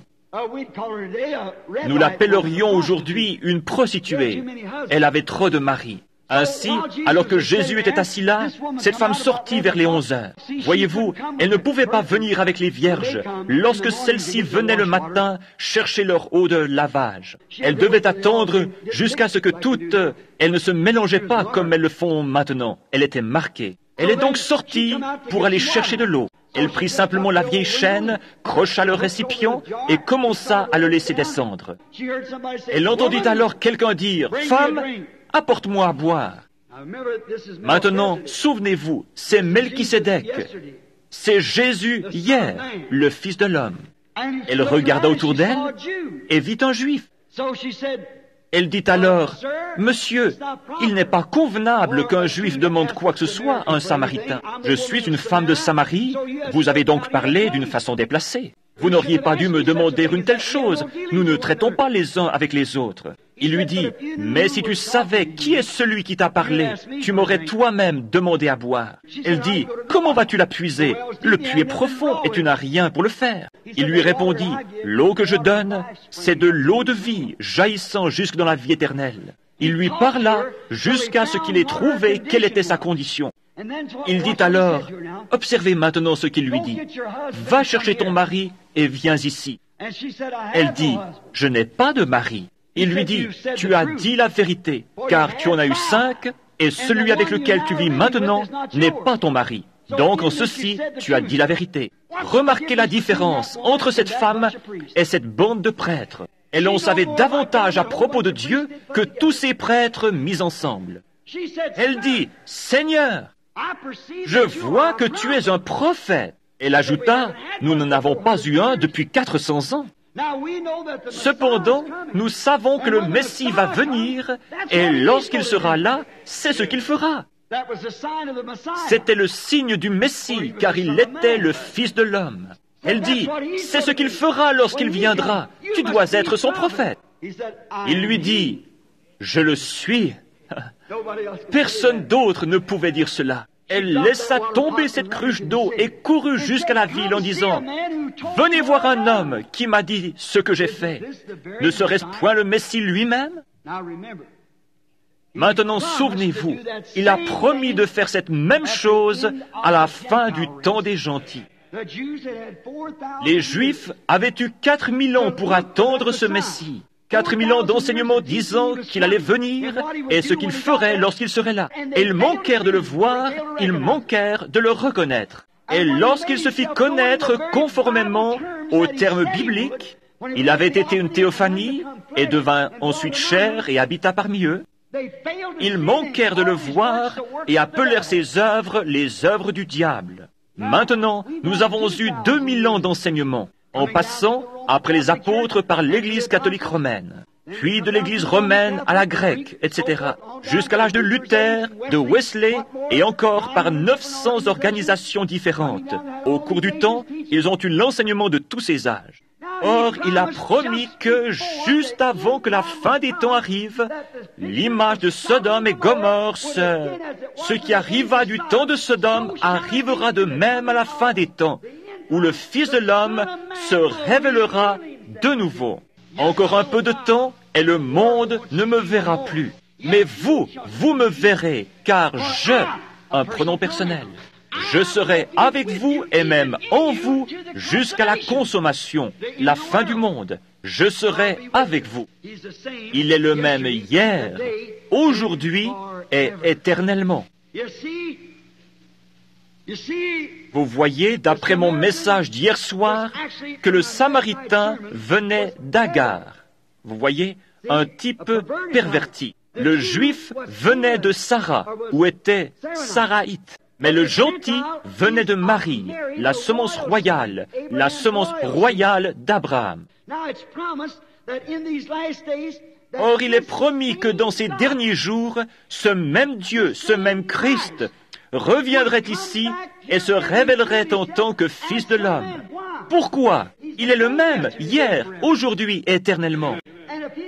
S'il laissait ces Juifs s'en tirer, s'il leur a donné ce signe messianique, et ensuite, arrivé à la fin des enseignements des gentils, il laissait ceux-ci entrer simplement sur la base de la théologie, il serait injuste. Il doit faire la même chose, parce que la Bible dit dans Hébreux 13:8 qu'il est le même. Et il a annoncé selon sa promesse dans Malachie 4 et dans tous les autres passages de l'Écriture que dans les derniers jours, l'Église serait exactement comme elle l'est aujourd'hui, et le monde également. Regardez le monde aujourd'hui. Regardez la condition sodomite. Regardez les tremblements de terre en différents endroits et les choses qui arrivent. Regardez l'Église dans le gâchis de Babylone, où elle se trouve. Regardez le messager qui lui est envoyé, un Oral Roberts et un Billy Graham, Graham. C'est la première fois de tous les temps que nous avons un messager pour toutes les églises dont le nom se termine en HAM, comme Abraham. Abraham est formé de 7 lettres. Graham fait 6 lettres. À qui est-il envoyé? Au monde. 6 est un nombre d'hommes. L'homme fut créé le 6e jour, mais 7 est le nombre de Dieu. Maintenant, regardez-les là-bas à Sodome. Il y a leur messager qui leur parle. Mais alors, où est cette semence royale d'Abraham? Où est leur signe se rapportant à ce qu'il a dit, ce qui arriva du temps de Sodome? Où Dieu descendit et fut manifesté dans la chair humaine et dit ce que Sarah pensait dans son cœur, dans la tente derrière lui. Le dernier signe, avant que le monde des gentils fût détruit par le feu. Et l'Église a reçu son dernier signe avant que le monde entier soit détruit, que ce royaume des nations soit détruit par le feu et la colère de Dieu. Ce Melchisédek était chair, représenté dans un corps humain, et plus tard, il devint chair. Ce soir, il est le même hier, aujourd'hui et éternellement. Le croyez-vous? Qui est alors ce Melchisédek qui est le même hier? Il n'a jamais eu de père, il n'a jamais eu de mère. Ses jours n'ont jamais eu de commencement. Il n'a jamais eu de fin de vie. Il rencontra Abraham, et quel genre de signe accomplit-il? Or, lorsqu'il fut fait chair, il dit que cela devrait se répéter juste avant la fin des temps. Vous le croyez? Je le crois. Prions. Dieu bien-aimé, je crois les Écritures où tu as dit que tu étais le même hier, aujourd'hui et éternellement. Sincèrement, dans mon cœur, Seigneur, je sais que quelque chose est sur le point d'arriver. Je ne peux pas l'identifier exactement. J'ai peur de dire quoi que ce soit, Seigneur.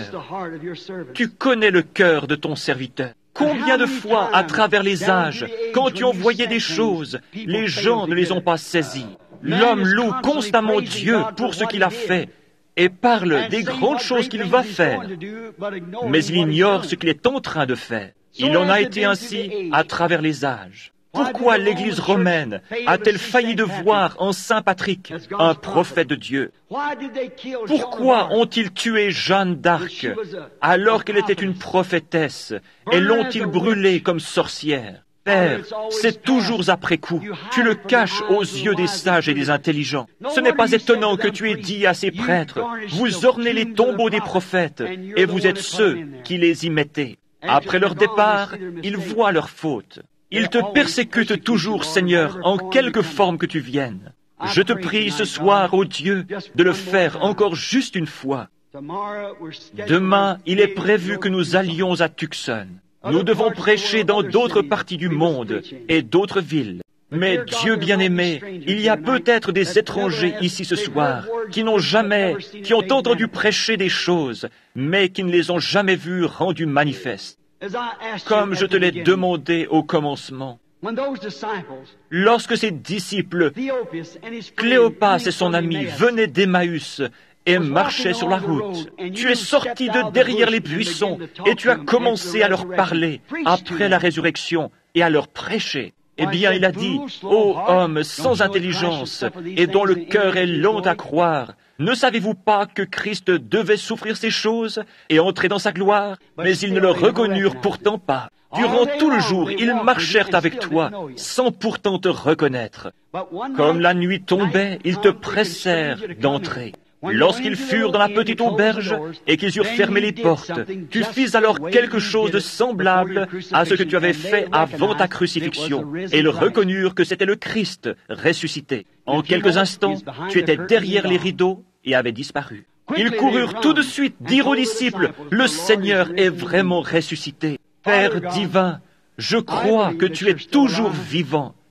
Je sais que tu l'es. Et tu nous l'as prouvé tant de fois. Pourrais-tu le faire encore juste une fois pour nous, Seigneur? Si nous avons trouvé grâce à tes yeux, permets que cela arrive encore une fois. Je suis ton serviteur, et ce sont ici tes serviteurs. Seigneur, tout ce que j'ai dit n'équivaudrait pas à juste un mot de ta part, aurait plus de valeur que ce que j'ai dit durant ces 5 soirs ou dans ces 5 messages. Juste un mot de toi apporterait davantage. Ne veux-tu pas parler, Seigneur, afin que les gens puissent savoir que je leur ai dit la vérité? Accorde-le, ô Dieu. Je le demande au nom de Jésus, cette fois encore. Amen. Maintenant, je ne vous connais pas. Je connais certaines personnes. Je connais ce garçon ici. Je connais Bill Dow, qui est assis là. Voici frère Blair, Rodney Cox. C'est difficile de voir là-bas. De ce côté, en ce moment, je ne peux voir personne que je connaisse. Maintenant, combien ici savent que je leur suis étranger? Levez la main. Savent que je ne sais rien à leur sujet. Levez la main des deux côtés. Combien ici ont quelque chose qui ne va pas et à propos duquel vous savez que je ne sais rien? Voulez-vous lever la main? Maintenant, il me serait absolument et totalement impossible de savoir quoi que ce soit à votre sujet. Dans le cas contraire, cela devrait alors venir d'une révélation de l'Esprit. Étant donné que je vous ai dit tous ces soirs et ce soir encore qu'il n'est pas mort, il est ici et il a promis de faire la même chose. Il a aussi promis que le temps viendrait, dans les derniers jours, où, selon Malachie 4 et Luc, il apparaîtrait de nouveau, sous une forme humaine, parmi son peuple, et ferait la même chose, révélerait les mêmes choses, le même signe messianique. Combien savent cela? Vous, lecteurs de la Bible, qui savez que c'est la vérité, dites Amen. Ils doivent être tous des lecteurs de la Bible. Maintenant, je sais que c'est étranger aux gens aujourd'hui. Mais pourtant, c'est la vérité. C'est la raison pour laquelle ils ne reconnurent pas Jésus de Nazareth. Ils reconnurent le credo de leur Église, mais ils ne le reconnurent pas. Cependant, il est venu exactement comme la Bible disait. Non pas en tant que théologien ou prêtre, il est venu en tant que prophète. Et les siens ne l'ont pas reçu. Maintenant, si Dieu garde sa parole, et s'il se trouve que cela tombe sur quelqu'un que je connais, alors je prendrai quelqu'un d'autre. Voyez-vous, je veux quelqu'un que je ne connais pas. Je désire que vous priez. Maintenant, regardez, il y avait une fois une petite femme qui avait une infirmité. Elle avait dépensé son argent chez les médecins, ils ne pouvaient pas lui faire de bien. Elle dit en son cœur, si je peux toucher le vêtement de cet homme, je serai guéri. Vous vous souvenez de l'histoire? Ainsi tous essayèrent de la retenir, mais elle se faufila à travers les gens jusqu'à ce qu'elle ait touché son vêtement. Puis elle retourna s'asseoir. Maintenant, écoutez attentivement. Lorsqu'elle eut fait ça, Jésus se retourna et dit, « Qui m'a touché ?» Bien, l'apôtre Pierre le reprit. Il a peut-être dit quelque chose comme « Seigneur, ne dis pas une telle chose. Les gens croiront qu'il y a quelque chose qui ne va pas chez toi, parce que lorsque tu leur demandes de manger ta chair et de boire ton sang, ils pensent déjà que quelque chose ne va pas. Et tu dis « Qui m'a touché ?» Or, toute la foule te touche. Il répondit Oui, mais je sens qu'une vertu est sortie de moi. C'était un toucher différent. Or, tout le monde sait que la vertu, c'est de la force. Je suis devenu faible. Une vertu m'a quitté. Il parcourut l'auditoire des yeux jusqu'à ce qu'il ait découvert la petite femme et lui parla alors de sa perte de sang. Elle sentit dans son corps que celle-ci s'était arrêtée. Est-ce juste? Et il dit, ta foi t'a sauvé. Or, le mot grec pour ceci est sozo, ce qui signifie absolument sauver physiquement ou spirituellement. C'est pareil, simplement sauver. Il est votre sauveur. Maintenant, si c'était lui hier et la façon dont il agissait pour prouver qu'il était parmi les gens, le Messie promis, et que c'est ainsi qu'il s'identifia selon la promesse de la Bible, il devrait faire la même chose maintenant. Ne devrait-il pas faire la même chose? Vous dites, l'a-t-il dit à propos de la guérison des malades? Oui. Le livre des Hébreux, la partie de la Bible que je viens de lire, dit que Jésus-Christ est maintenant notre souverain sacrificateur qui peut compatir à nos infirmités. Combien savent que c'est vrai? La Bible dit cela. Il est maintenant un souverain sacrificateur qui peut compatir à nos infirmités. Donc, s'il est le même souverain sacrificateur qu'alors, comment agirait-il maintenant? Il devrait agir de la même façon qu'à ce moment-là, s'il est le même souverain sacrificateur. Maintenant, il se peut que vous... Je ne suis pas votre souverain sacrificateur. Vous pourriez me toucher, et ce serait exactement comme si vous touchiez votre mari ou votre frère, ou quelqu'un d'autre, un homme. Mais laissez votre foi le toucher et observez ce qui arrive. Maintenant, si je suis le serviteur de Dieu et que je vous ai dit la vérité, Dieu confirmera que c'est la vérité. Et cela prouvera que Jésus-Christ est vivant ce soir et qu'il se tient ici. Est-ce juste? Maintenant, ayez la foi. Juste un côté à la fois. Un côté. Vous qui êtes là, ayez la foi. Je ferais mieux de rester ici au microphone parce qu'ils ne peuvent pas m'entendre. Que quelqu'un lève simplement les yeux vers Dieu et dise, « Oh Dieu, cet homme ne me connaît pas. Il ne sait rien de moi. Je lui suis parfaitement inconnu. Mais laisse ma foi te toucher, Seigneur. Tu sais ce qui ne va pas chez moi, Seigneur. Tu sais tout ce qui me concerne. Tu sais qui je suis. De même que tu as su qui était Pierre, qui était Nathanaël, et ce qui n'allait pas chez la femme qui avait la perte de sang. Et cet homme me dit que tu es le même hier, aujourd'hui et éternellement. Alors Seigneur, laisse ma foi te toucher. Et s'il fait cela et se révèle infailliblement ici, combien parmi vous croiront en lui de tout leur cœur? S'il le fait pour au moins une ou deux, voire trois personnes comme témoignage, que Dieu vous bénisse.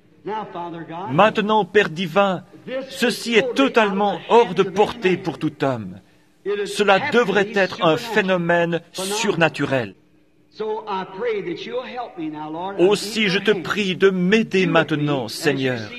Je suis entre tes mains. Fais avec moi comme tu le juges bon. Au nom de Jésus.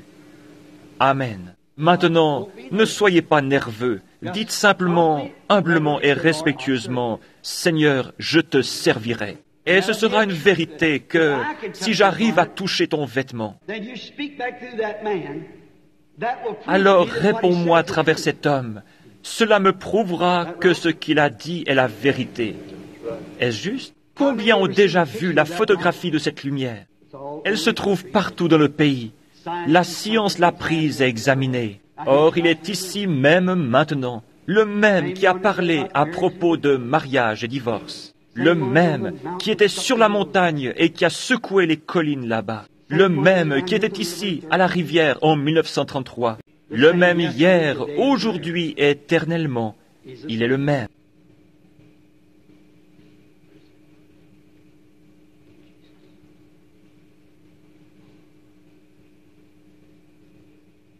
Maintenant, voici une femme.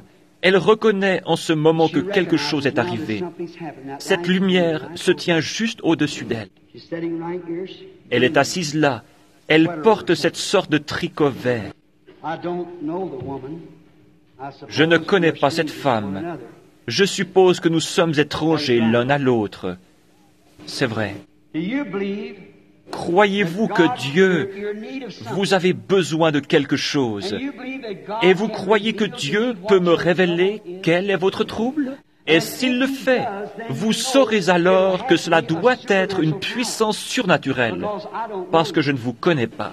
Et cela devra venir par quelque chose de surnaturel. Cela dépend de la façon dont vous le considérez. Vous pouvez vous ranger du côté du prêtre et l'appeler le diable, ou vous pouvez vous ranger du côté du croyant et l'appeler Dieu. Quel que soit celui que vous croyez, c'est de là que viendra votre récompense. Si Dieu me révèle quel est votre problème, l'accepterez-vous comme votre expiation pour ce problème? Je ne sais pas quel est le problème, mais je sais, et vous savez, que quelque chose est en train de se passer. Maintenant, laissez-moi vous dire comment vous vous sentez, alors vous saurez. C'est une sensation de chaleur, vraiment douce et confortable. Je suis en train de la regarder. C'est cette lumière ambre qui se tient près de cette femme. Et cette dame souffre d'ennui d'estomac. C'est une sorte de grosseur dans son estomac. Elle n'est pas d'ici, non. Vous venez de loin, n'est-ce pas? C'est juste. Vous venez du Wisconsin. Est juste? Bien sûr.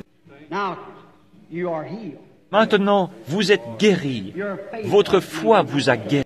Maintenant, dites-moi qui la femme a touché. Je suis à 25 mètres d'elle. Elle a touché Jésus-Christ, le souverain sacrificateur. Le croyez-vous?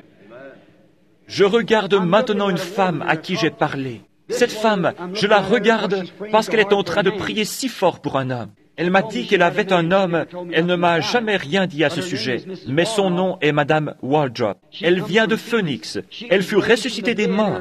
Son médecin est venu avec les radiographies et a montré le cancer du cœur. Elle est morte dans la ligne de prière.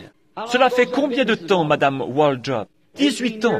Et elle est assise là ce soir, un témoignage vivant. Ces médecins sont venus à la réunion en amenant les... Ils ont dit, comment cette femme peut-elle vivre? Mais la voilà, et il n'y a aucun signe de cela. Elle a amené quelqu'un, et elle est en train de prier pour lui.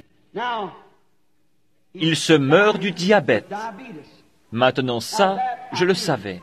Mais étant donné que vous êtes en train de prier, vous savez que je ne sais pas qui c'est, Madame Waldrop. Il vient du Missouri, et il s'appelle Monsieur... C'est juste. Maintenant vous croyez? Vous pouvez retourner chez vous et être guéri, monsieur. Cela dépend de vous, si vous le croyez.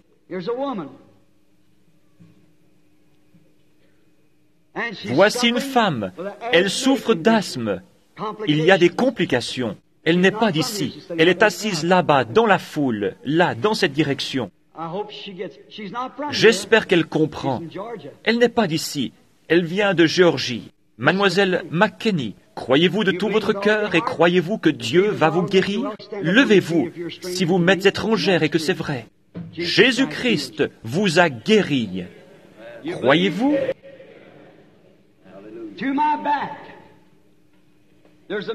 Il y a un homme assis derrière moi.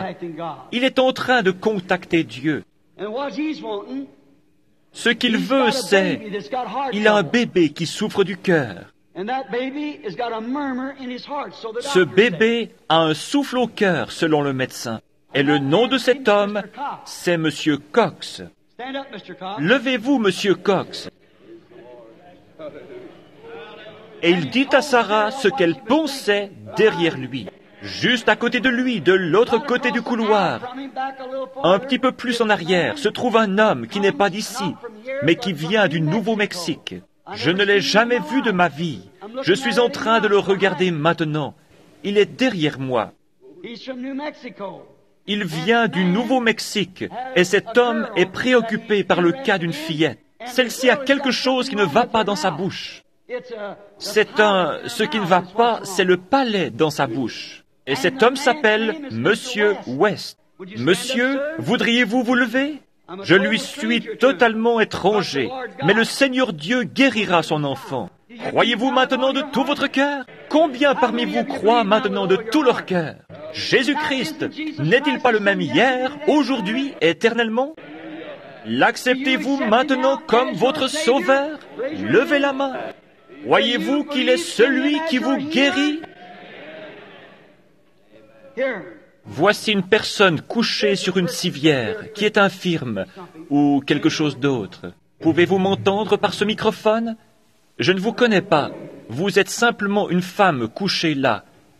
Si je pouvais vous guérir, je le ferais. Je ne peux pas vous guérir. C'est simplement un homme qui se réjouit. Son enfant a été guéri. Je ne vous connais pas. Vous êtes une femme. Je suis un homme. C'est la première fois de notre vie que nous nous rencontrons, je suppose.